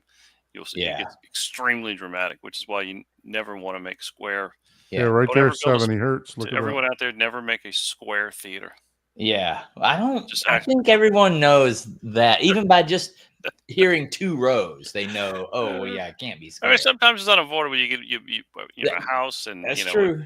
you know, but then so you have to do a lot of. So when you're saying 2/3 of the room, are you saying 2/3 of the room from the screen wall, or Well, 2/3 you of the see, room so from your the primary rear? residence is that's right in the middle room. That's right in the middle of the room, and then your secondary residence is at 70 hertz. So the base wave basically is so big. The base wave is like 16 foot. So you take the speed of sound 1130 or 1125, I forgot what it was, divided by 2 times the width of the room, and that gives you your primary resonance. So when I did the calculation, I got 35 hertz. So 35 hertz from just looking Right at the there is width, 35 hertz. Right right? there. See Is how it's is showing right on that green Yeah. line? So that's a null. Boom. That's a null. Yep, that's your null right there. That's your null. With And then one if you with double, one and so one that's sub. Yep. and so that's at the 50 point mark in the room. 50, that's right in the middle of the room. Then if you double 35 hertz, 70 hertz, 70 hertz is the sound wave is twice as small, I guess, as the sound wave. So if you imagine the sound wave, you hit the 2/3 mark, so it's peaked so 70 hertz is peaked at the middle, but it dips at the 2/3 mark of the width of the room. So whatever 2/3 of 16 feet is, and you can kind of see that it'll straddle the primary resonance. So 70 hertz. Where's 70 hertz on that? Now that's if you move left to So right. this is the middle of the room. That's right? the middle of the room right there. So it's 70 hertz. And 70 hertz is right here. Yeah. So if you put your It's head showing the red line there, so I don't. right. So if you put your head at the 2/3 mark, 70 hertz is your secondary resonance, which was 2/3 of 16 feet. It should be the length of the room, right? The length of I'm going on the width. Yeah. Okay. The width of the room. Then that secondary resonance, so 70 hertz will. And this might show up more if you put the sub in the center of the front wall. Yeah, that shouldn't change it too much. Yeah, it shouldn't, but yeah, it didn't. Okay. Let's see. I was just curious. I was like, because it's not adding up on the program here. So yeah, that's what I was. So 10 feet. But I agree. The you take half of the 16 foot is the resonance because I've tested that and I'm like, whoa, wait a minute. It's like that's your primary resonance. Yeah, I have. And then and every time you double that primary resonance, then so you have your secondary, your third, and your fourth. So where you actually can find where it is take 2/3. The 2/3. Yeah, right there. It should be about 14 feet. 14 feet right there. Maybe 15 because it's So if you add a second sub right now, what does that do in the sim anyways? Yeah. It put it in the same. Oh yeah. See, that's weird and that's just showing you position matters big time too, right? Like just. Huh. That's crazy. Look at this. If I got the one sub in the corner, right? Yeah. If I add the second sub, it does nothing. It does nothing. It didn't do nothing. It didn't do anything. And a lot of that is because of your seating position and the height. Yeah, I'm in the 2/3 section right there. Yeah. Seating position is a big deal. When it comes to bass, it really is. But yeah, so I just wanted to show, what just if you think, your subs they're not where they're look, a lot of people recommend four subs, right? It almost EQs itself, to where you don't have to do a lot of have to get rid of your gains. To me, this is just simplistic 100,000 foot view. If you have 4 subs, 1 in each corner, you have to EQ your gains. You're never going to get rid of whatever your nulls are that are naturally in your room. Well, you help alleviate some of them by having multiple subs, and the shape of the room helps. And like I said, not to say you can't have but that gets down to like seating position. Right. You can't have a square room, but you can build theater square room, but you just have to be more pay attention to design of it to avoid it, but it does make it easier if you have, as long as the room's dimensions are not divisible by each other. Ideally, that's what you're. That helps you avoid modal issues. Yeah. Cross So modal it's issues. that's Axial room modes.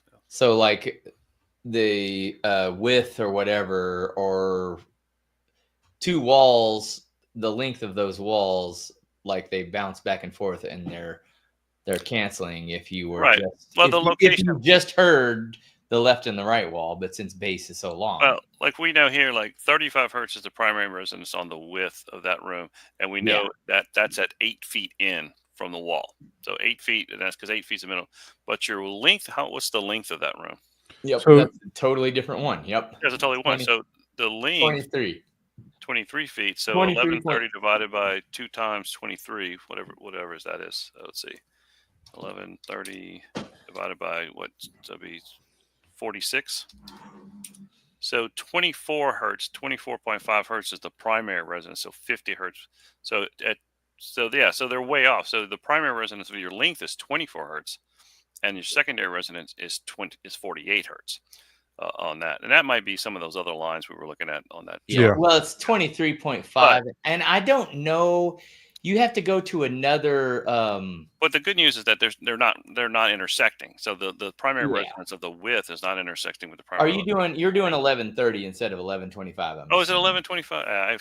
Well, it depends on the error. So in this program, you can change that. So if you go to your preferences on your RU, and that makes a huge difference. Not anywhere in the room sim. So in RU itself, you have to go into your preferences and you have to change the speed of sound, which changes based on your temperature, barometric pressure, etc.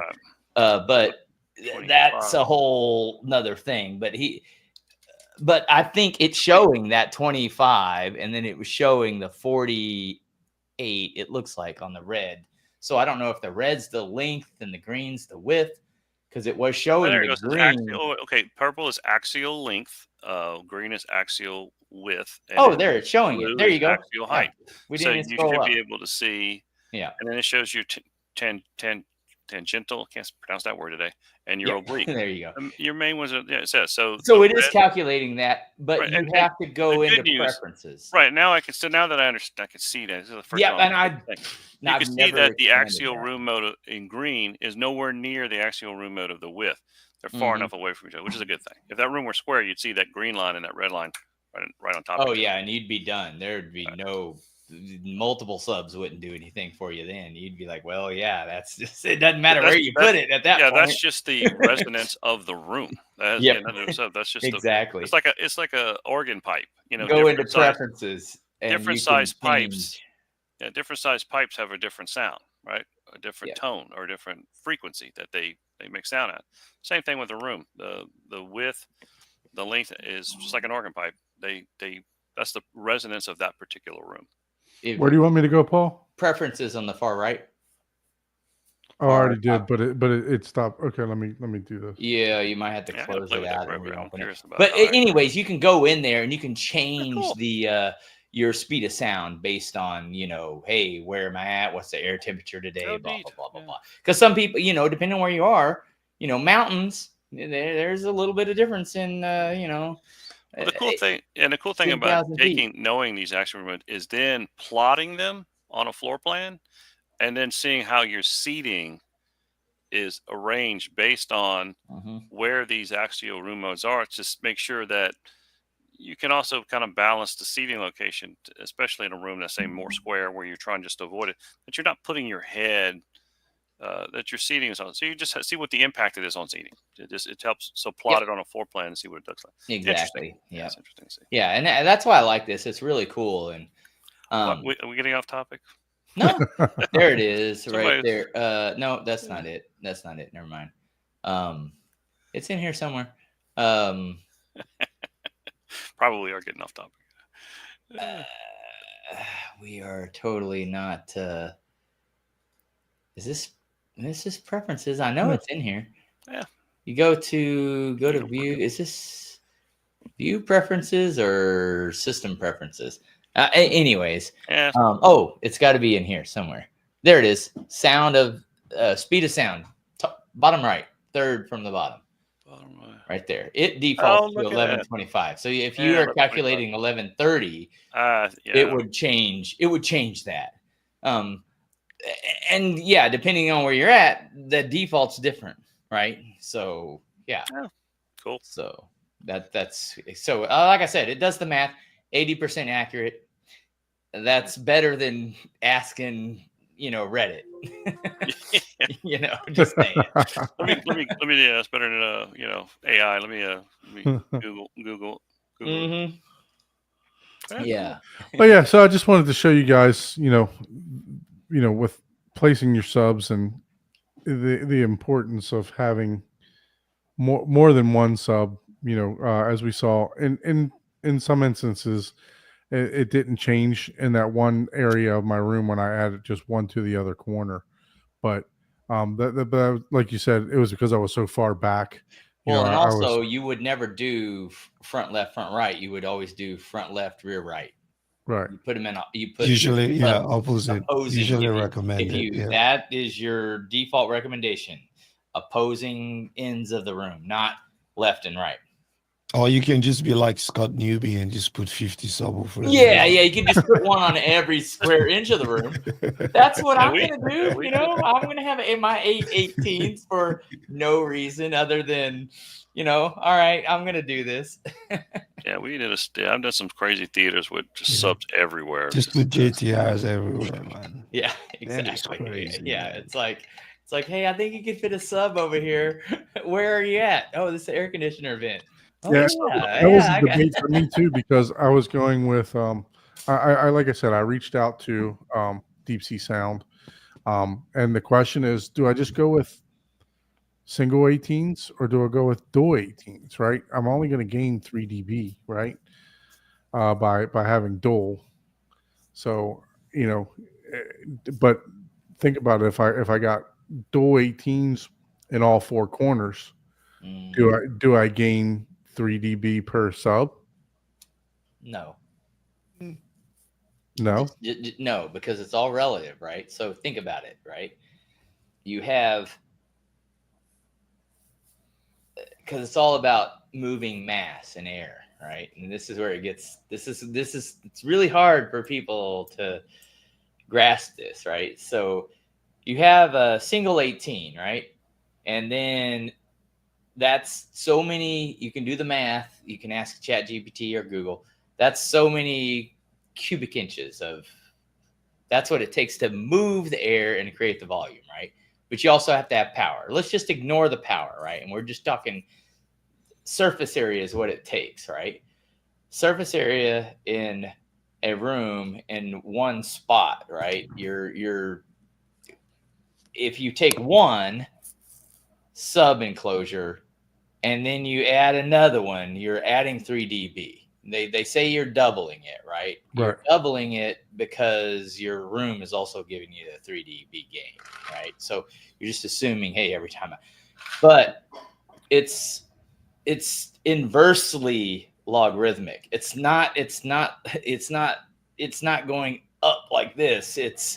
So I'm not going to gain 12 dB. You have to, no matter what the scenario is, if you're talking surface area with subwoofers, you have to double it every time.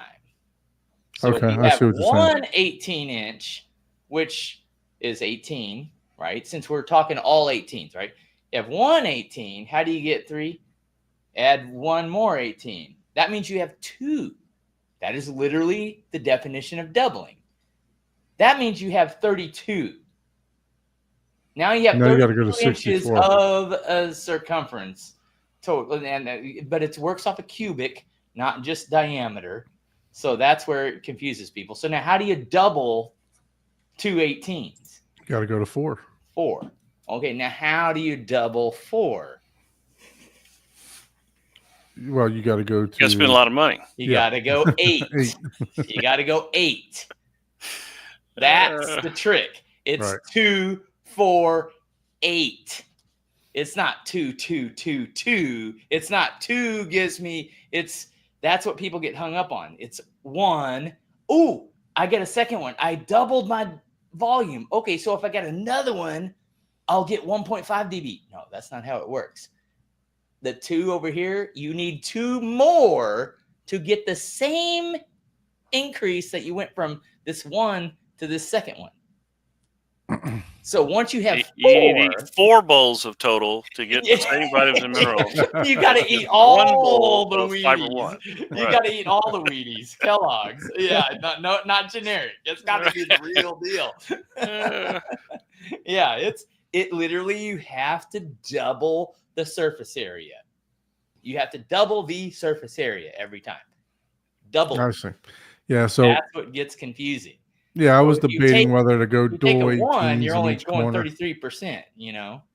So I think you're fine with the ones you got up front, and just do some smaller rear fill subs back for that size room. You're probably just fine. But you know, that wouldn't hurt if you wanted. He's wanting to look at. He wants the thing to where he goes, pushes a button, and he looks at all the pretty subs. That's what he wants. I'm telling you right now, because No, I don't think to that him, I'm going he's to gonna make be the whole like, piano hinge "Holy screen and all crap." that stuff. But Yeah. no. Yeah, I mean, that's a lot of sub, man. Actually, we could just print on the acoustic fabric just a room full of subwoofers all the way around you. And that way it just looks like you're surrounded by subwoofers. It's Like- just on the fabric. Now let me ask you this: on the printed fabric, can you make the fabric to where it's? I don't want to give it like the whatever the. What was that way where you the light that glows, the black light thing? And I'm not talking necessarily black light, but something to where, like, if it lights like white light, it like sparkles or it shines. Is there paint or fabric print? No, you typically don't want to add any type of surface coating to the fabric that we use to print, because just because because you could close up the pores that are on there, because the fabric we use to print on it was just a question on you could. I mean, if it's not in an area that's, we need to be concerned with the absorptive or whatever the material is behind it. In theory, yes, but you could. But yeah, you negate some of the properties. Something that would be more like from the light up only from the rear and not from the. Well, you could put some type of decorative lighting element behind the fabric, and that would kind of translate and sparkle through the fabric. And create an effect. Like sometimes even these fabrics will like sometimes we'll do a stretch fabric frame, and the client wants a button where when he presses it, it can shadow the speakers so he can see the speakers behind it. So like we're doing one right now, when he presses a button, when the lights are on, when the theaters aren't, you don't see any speakers anywhere. And he presses a button, and then it lights up the speakers behind the fabric so he can see the silhouette of all the speakers around the room. And it looks pretty cool, So Youth Man just did a tour of a theater exactly like that. Okay, yeah. Oh, So cool. that's a similar one that we're doing. That's awesome. And because that's the one we got like 8 JBL SW1s in the front and 8 in the back, and we want to be able to light them up and see them through the screen and see them through the back wall, so you can show them all off. So. Yeah, That's cool. Yeah. That's awesome, man. Yeah. So I guess Don passed out, or Ike. Ike's dealing with some personal stuff, so. I just thought, I knew he was tired. I thought, man, he must have passed out. No, I'm trying to go through so I can show you this thing from Michael's video. You guys need to go check this out. It's really, really nice theater. That I gotta go check out this site. I haven't gone there in a while. Michael does some high end theater. Yeah, I talked to him. Once before about a couple. When we get this one of these built, come and check them out. Come and do a thing on it. The one we're doing in Arkansas, with the Arkansas, gigantic man. If you're down in Arkansas, you're gonna have to let me know. Well, I'm usually northern Arkansas though, so. Yeah, so this is his video. Basically, this is all fabric wall here. Yeah, and it lights up. Crazy. Yeah, that's That's Coliseum right there, man. Yeah, this is a room inside of a room inside of a room, and the roof is suspended, so it doesn't even touch. Mm-hmm. Yeah, I imagine. So That's it's insane. Yeah, I think I've heard it's about that one. Yeah, it's pretty insane. all JBL synthesis Ah, everywhere. Nice. So Yeah. Well, if you guys haven't One checked this Arkansas out, has got more stuff than that one. Wow. Wow. But that was pretty That's- cool. I think I've seen this one. I know about this one. This is pretty awesome. Yeah. Yeah, that's an amazing. That is an amazing room. I mean, Yeah. to me, once it gets to something like this, I'm like, man, the woodwork's more expensive than all The that woodwork, speaker yeah. equipment. That- Like, and that- like that ain't nothing. Like, what? Like that's chump change. Like that is crazy. Yeah, it's pretty The- neat. You know, honestly, I'm gonna check. Yeah, I have to check that out. I heard about that one. I want to watch that video and see it because I haven't my seen it gosh, since. yeah. I haven't seen how it turned out. It's the, pretty cool. the game room leading to the place is bigger than my theater out front. So I mean, it's Yep. it's crazy. Like this is just a Oh, that's insane. Yeah, look at that. Arkansas to be dried and Oh man, dude. Oof. so yeah. I mean, it's just a ginormous area. C is about So yeah, beautiful theater. If you guys haven't checked out Michael's video, go check I have that to check out. that one out. Yeah, that's good. Yeah, Yep. that's definitely a beautiful theater. The woodwork is not my style, but I mean, it's I'm more of a modern type of person. Like I used to hate wood, but man, the older I get, I'm like, man, it's natural. It's like I'm like starting to like it now. I'm like, God, why? Like it's the opposite. I would be like, nah, man, I want wrought iron and glass, and now I'm just like, oh yeah, I want that warmth. I want that. I guess maybe I appreciate that more than Yeah. because Hey, there's nothing wrong with it. Whatever style you like. yeah, all of them are just as good. Yeah, like I said, I went from one to the other, but it's Yeah, I Pretty every wild. year when I think about what I'm going to do here, I always change my mind from. 3D squared, man. What's that? yeah, this is more. That's kind of got a modern Art Deco look there Yeah. in that one. I don't know. Do we? Oh yeah, that's the one right there. Yeah. Yeah, we I added it. mean, do people go to this site? Like who Look does at look at this I hope look at so. this I hope they go to the Bioshock. site. Wait, last time Oh, Abe was that's on, pretty I cool. forgot to. That hear is pretty cool. I do like that. That's pretty cool. Yeah, this was interesting. So the client here was a very big fan of this video game Bioshock. Yeah, you got to be a super gamer for Yeah, that, and man. he wanted a theater inspired by the game. So we spent weeks playing that game, studying that game, looking at the architecture for that game to create a theater that kind of captured the look and feel of that game. I mean, look at the detail on that projector there. Just around the projector box. That's awesome. Well, and man, a I lot of tell those you what, elements came from like in- elements we saw in the background of the worlds when we would travel through that Bioshock game, and we would snip it. We want these elements, so and we kind of pulled together a lot of different elements. Did they have the picture of the bar? The bar was pretty. I'm cool. looking at the bar over in the corner. Yeah. So the bar came from in one of the video games we played. There's like a bar that they go to, and we recreated that bar. That is cool. Does it show the bar? I don't think this is all I There's not I a have. picture Yeah, of I it. think I sent you the bar though. Oh, okay. Yeah, no, I'm That just on is your website too now. Cool. Yeah, but yeah, it turned out to be pretty badass. It looked good. Yeah. The client loved it. I mean, he fell in love with it. He's like, this is I need to exactly rip what I my want. room off, man. That's the problem. See, and that's what I told Don. I was like, Don, dude, I don't care what the hell you do. I don't care how many years you spend on this motherfucker. The minute you finish it, you're gonna be like, now I want to do. Phase two. You Gotta be just- like phase 2.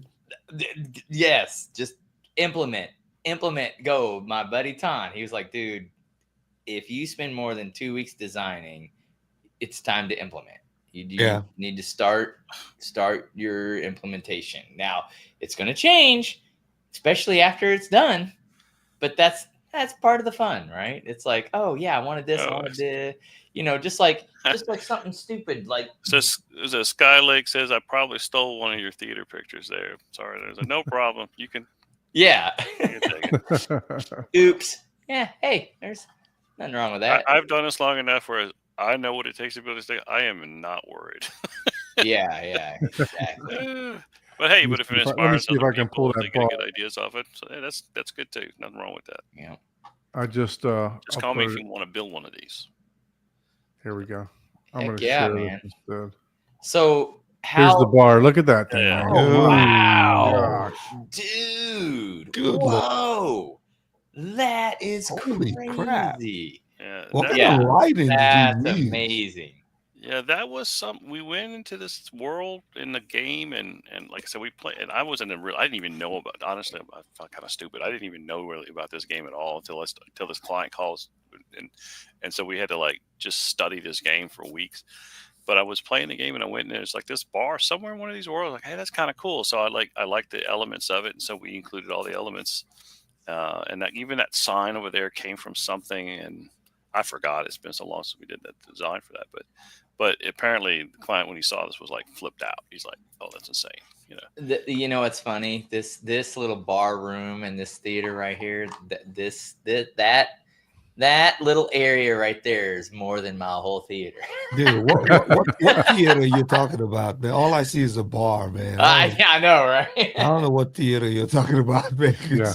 I don't know what you're I talking know where about, I man. was All you sitting. drink is Yeah. Guinness. That's watered Hey. down. Now, is this, Abe, is this like an open? Because I think in the previous pictures we saw. Yeah, you can see the back. So it's all open. So he wants. So this is not really, I would say, I call a true dedicated theater. This is just a very high performance media.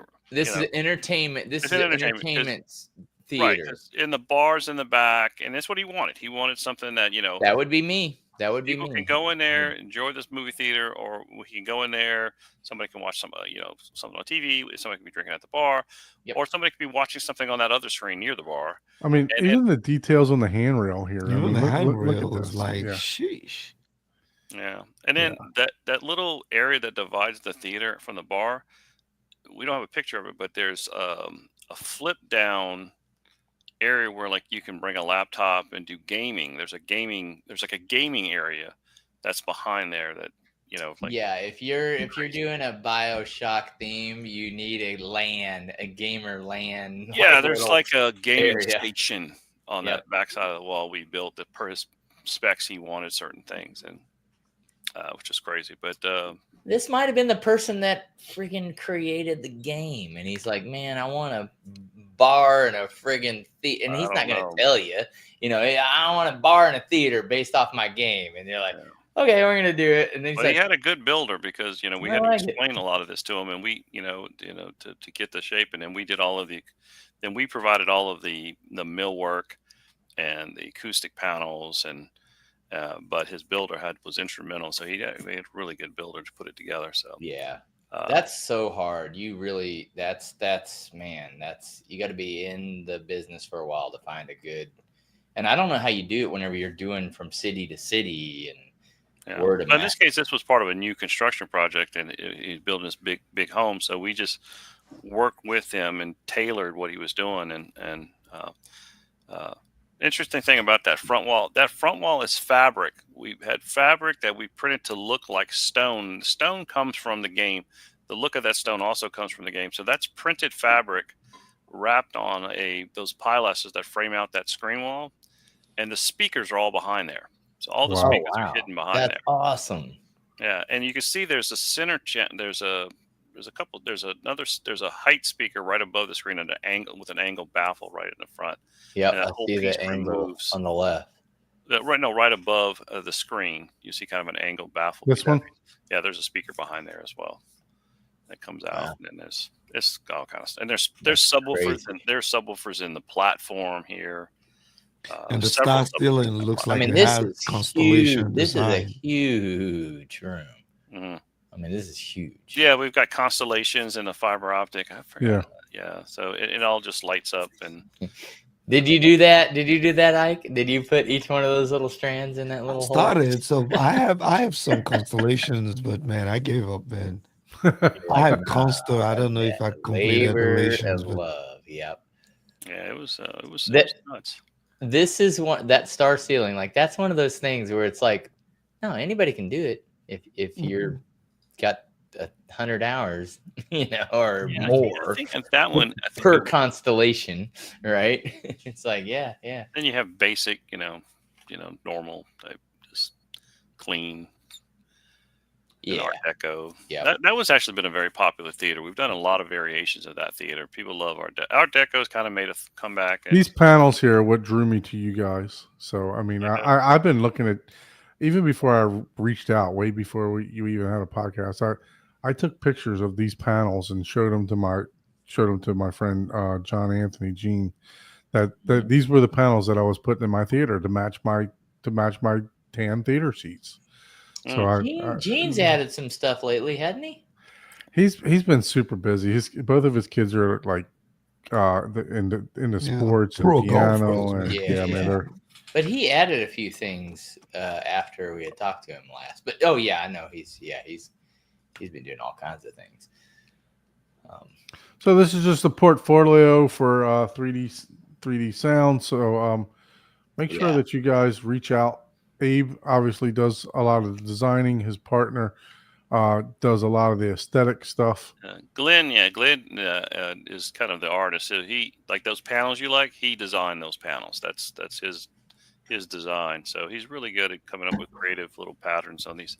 For people who want to just buy printed acoustic panels, just to help with some of the reflection in a room, you could just buy these artwork acoustic panels. I mean, this simplistic room right here. I mean, it's beautiful. I mean, it's just symmetrical. It's sometimes simplicity is best.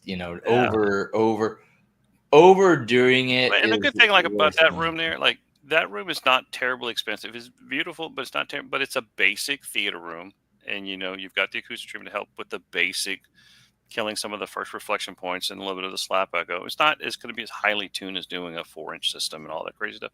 But it works, for somebody, something that looks nice, but has some acoustical qualities to it. See, this one's more my style right here. I like the to me, that's cool. But if I was doing this, I would be like, nah, I got to go full Star Trek on that. Like at that point, I'm like full Star Trek theme. I'm not just doing that. I'm like, no, I need Star Trek theme at that point to go full modern. So, that's cool. Like, it just is something as simple as that. Yeah, just simple. Yeah, so a lot of these are very simple. Oh yeah, see, there you go. That's a very space themed, non-descript. Like that could go either way, right? This one's one of my favorite. I love the curve. It's probably my favorite too, man. That's pretty cool. I love the curved. Even if that's not your favorite, you gotta appreciate that. That is pretty cool. Yeah, that was definitely one of Glenn's designs. He did a good job with that design. I have to give him props on that. He comes up with some creative stuff, and then I got to figure out how to build it. So. Yeah, that one was definitely. You're like, I just want this. I do like this too. Like I said, black with maybe a pop of color. You know what I mean? Yeah. Something like that. And again, that very simple theater there. I mean, you can paint the wall. There's not a single black thread in that thing. What are you talking about? No, I was talking about for my theater. Yeah, black with and I actually like the the simplistic design here. Mm-hmm. Yeah, it does look pretty cool.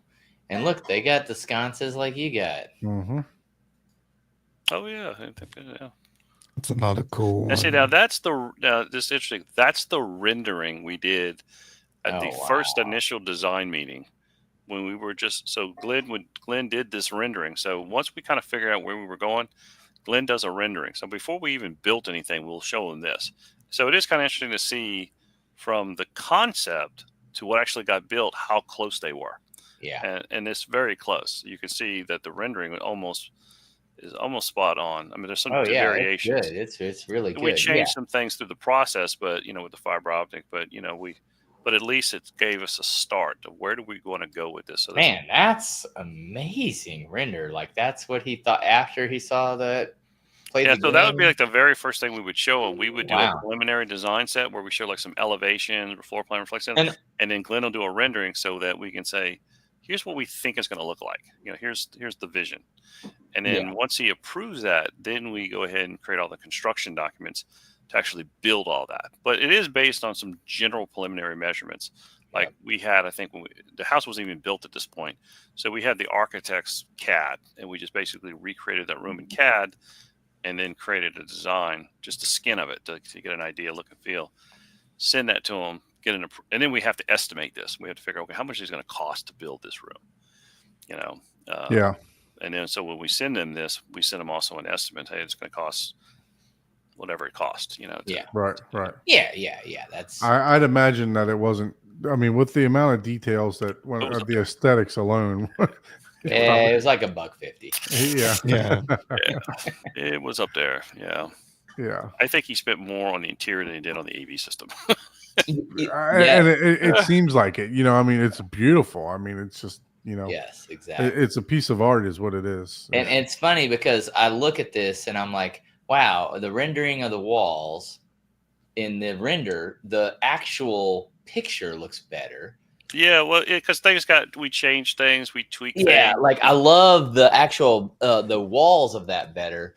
The stone is like, well, that's harder to do. I get that, but those don't look as stoned as the renderer. Right. But it's like the wall is like wow, that's way better than as far as like how it showed up. Now I don't know the game myself, so maybe that's more accurate in the game. But man, and the bar and everything. Yeah, the bar was my favorite. It looks I was impressed how really it came out. cool. I mean, it just the like bar is that looks- phenomenal. I mean, Yeah, it's just cool. I mean, you don't even when have it to know looks- anything when about it looks the game. cooler in exactly. You don't have to do anything person- with the game, but the bar just looks like Yep. I've never When seen it- a bar like that before. when it looks cooler in person than the render, like no matter what spot it is, it's like wow, that's an accomplishment right there. Yeah. Yeah, Yeah, it was And I like this. This almost looks like a TV, back here. Well, I it's a thought TV it was there.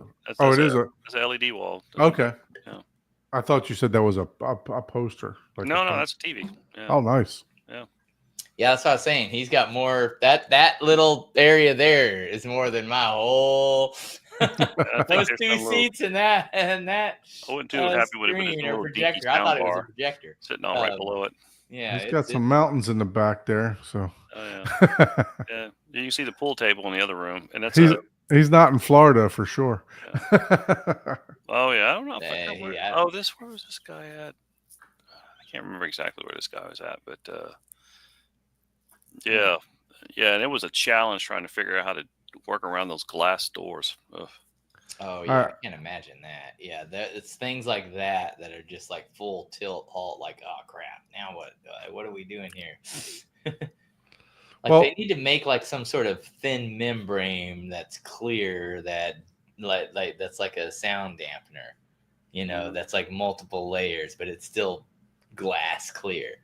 That would be that would change audio forever. But Mm.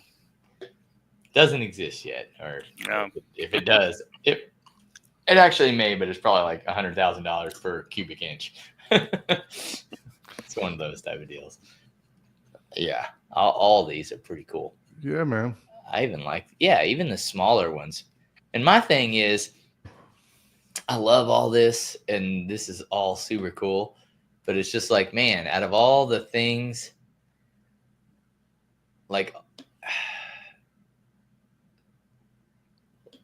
man, how I want to interview everyone that had these. It's like, okay, I know they use them, right? And when they use them, they get used big. Like they don't even have if you're making a theater this big, you don't have enough seats, But it's like, how often do they use it outside of the, because I'm sure they have more than a home theater as a hobby too. But the BioShock guy, That BioShock guy doesn't leave or that girl, room. I doubt he Oh, leaves no, us. they don't leave they that might be room. playing video games in that damn They might thing. be if playing it had- and watching the show right now, playing the video game. It's like, no, I play game in that thing all the time. And our thing is, everybody, I always say everybody deserves home theaters. I mean, Well, that's true. and we try not to be snobs. I mean, because we do like doing the big ones, and we like the challenges. But but there's nothing wrong with doing a nice small little thing. We like doing the little small ones too. Just Oh give yeah. something. Yep. And the good news, we've Exactly. been doing this long enough that even at entry level budgets, we can find a solution. That you're going to have a good sounding room. Is it going to be as amazing if you spend all this? No, yeah, but it's going to be great. It's going to be fine. Yep. And so there's nothing wrong with having a good. Just the key is just have it well thought out. Have like all the things we talked about earlier.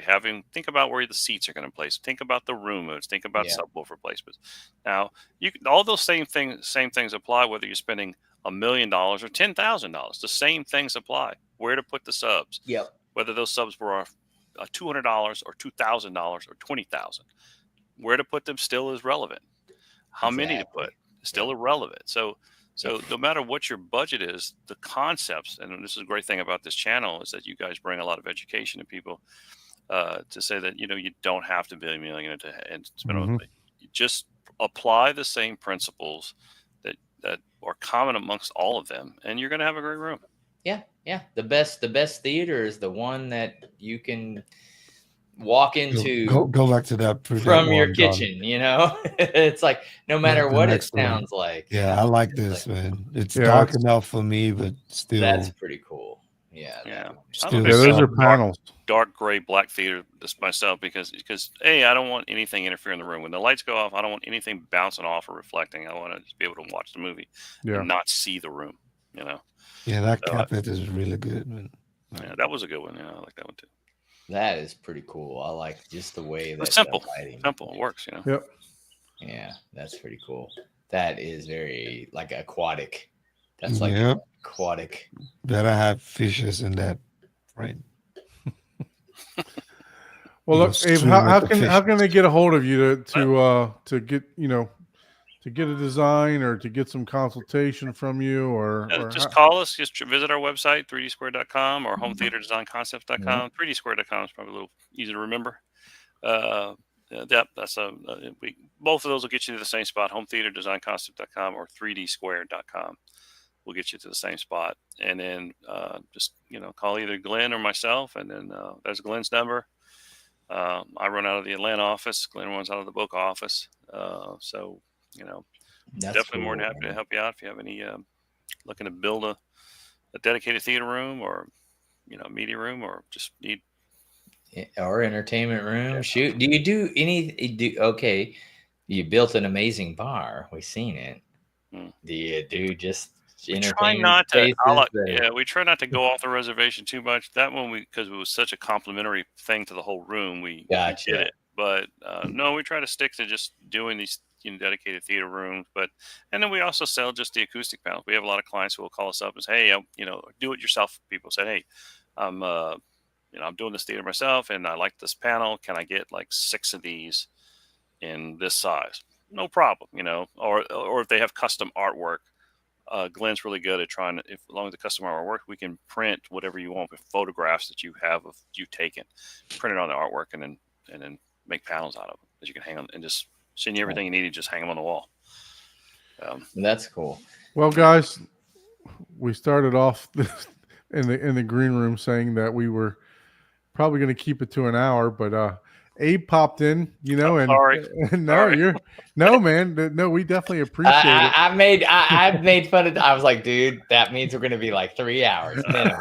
You said, we'll be done in like an hour. Well, we had the have anything to cancellation of the talk guests. about. There's I not a was whole like, lot God out damn there, it, dude. right? That means I was it's just gonna happy be- because I finished work early and I was like, I'm going to go jump because I missed you guys last week. I missed No, them. Busy. we definitely appreciate you popping in, and obviously want to give you, you and Glenn, kudos of what you guys are doing, and thank you for coming on the show, for spreading the knowledge that you guys have. We really appreciate that. And Well, thank you guys. I mean, because I enjoyed, like, you guys have taught me. I'm learning stuff from you guys, man. I'm just so I appreciate that. Well, that's just it, and it's all perception, right? Like, what's right or wrong? Well, there's right and wrong in some aspects, but some things are just like, for this, it's like, for you, that's 100% correct. But no, that will never. I'll never do that, or I'll never. And that's what's fun. We're learning from different perspectives, right? Like everybody has a different perspective, and perception again is 9/10 of the law. So, you know, Yeah. like I don't know, you know, it's I like doing a, you know, like I'm not like you're. As next week we're going to have someone from Kaleidoscape on, right?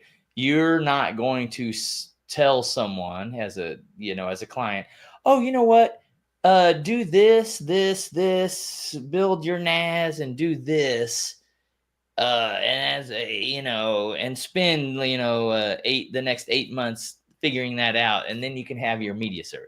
That's you're not going to do that.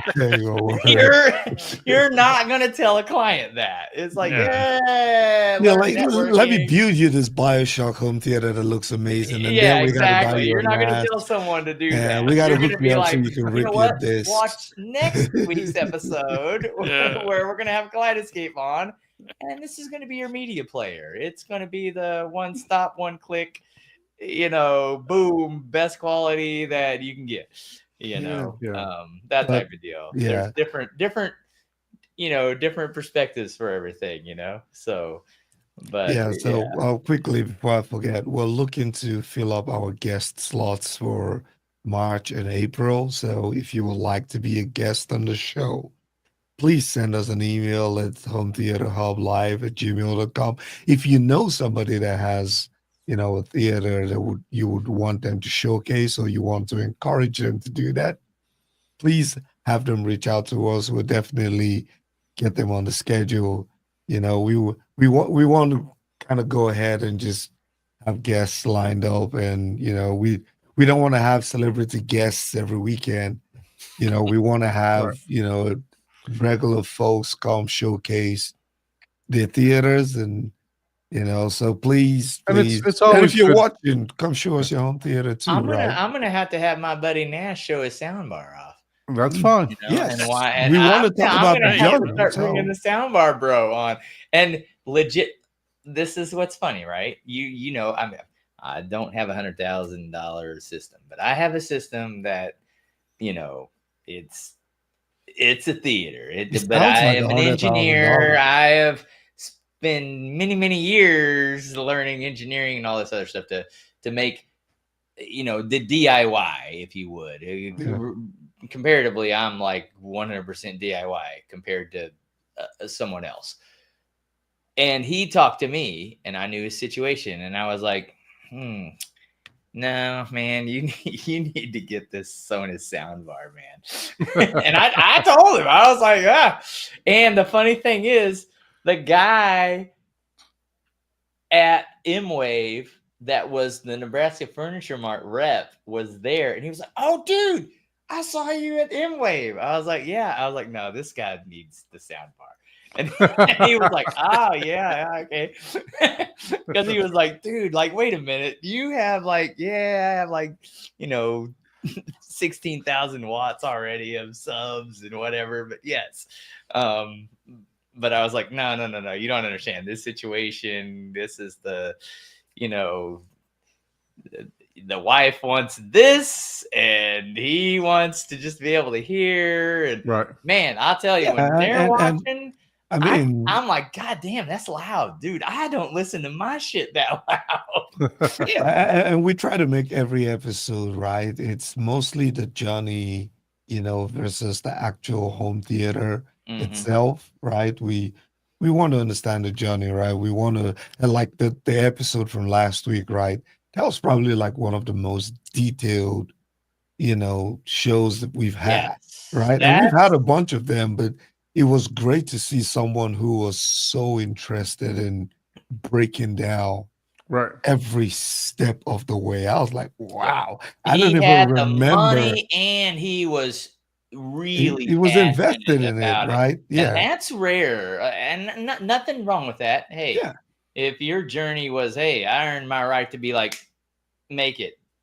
Hey, more applause to you. But when it comes to, you know, just people that like to talk about it, right? It's like there's always going to be someone with a better always X. Always. Always. Always. And So, once but your that dad, guy, he yeah, literally he was was like, invested. yeah. You could tell he He could have Both loved of paid them. someone You the know, whole even- time both to of do it, them, but he you was know, like, I with gotta his no, watch that friend. show. I missed that. I gotta watch this it. is Yeah, my it was. passion. This is what I like to do. You know, this is. He didn't say any of that, but you can just tell, right? Right. Yeah. Yeah. No. So he was the It was good. It was AVS home theater of the month for December. Oh, okay. So Yeah, but it yeah, was, so yeah. yeah, they did a fantastic job on that, and his friend Mario that was on there, they both, you know, they were both very passionate about it. So if you haven't watched that, Yep. go back and check that out. Mario Check it was out. the project manager, right, of Mhm. the thing. He was like, man, Yep. he knew his that was, I guess, I'm assuming he's one of his best friends, and he's just Yeah. like, man, I know this is going to take a lot of work, and I know the skill set you have. Help me out. You know, I'm going to have you be the project, and that's kind of how that went, because he was like, hey, let's just both make this happen, and you could tell he was into it and into the detail and into the weeds and into Yeah, I you don't know what I'm saying? The I don't journey. remember He that was much. following the journey. It wasn't like, okay, like I said, nothing wrong with it. Like, oh, day 20, it's like, okay, yeah, that looks kind of like what I want. You know what I mean? Type of deal. It's like, yeah, no, that's good. Yeah, Right. I built my You know. theater, but I don't even remember half of the journey, man. Most of it is a bluff. Well, you were probably cussing half the I was time, like, probably oh, it's too late. cussing What and- the hell? Why the? So Yeah. real quick, I just wanted to mention this before we sign off here, because we are at time. Don't know if you guys know or not, but the Florida Audio Expo is going starting the 21st, which is tomorrow, and it's going through the weekend. So if you're in the Tampa area, stop by and check it out.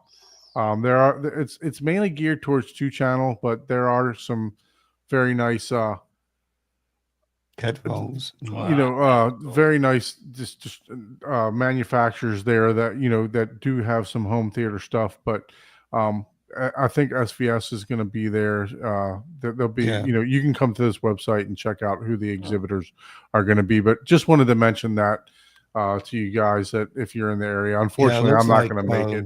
It looks like Jeremy Thiptusis is going to be there too. So Well, it's an opportunity to run into a couple of folks out there. You know, they're very steampunk inspired headphones there on the. Yeah, they're there you neat. go. Yeah. I was like, man, that's okay.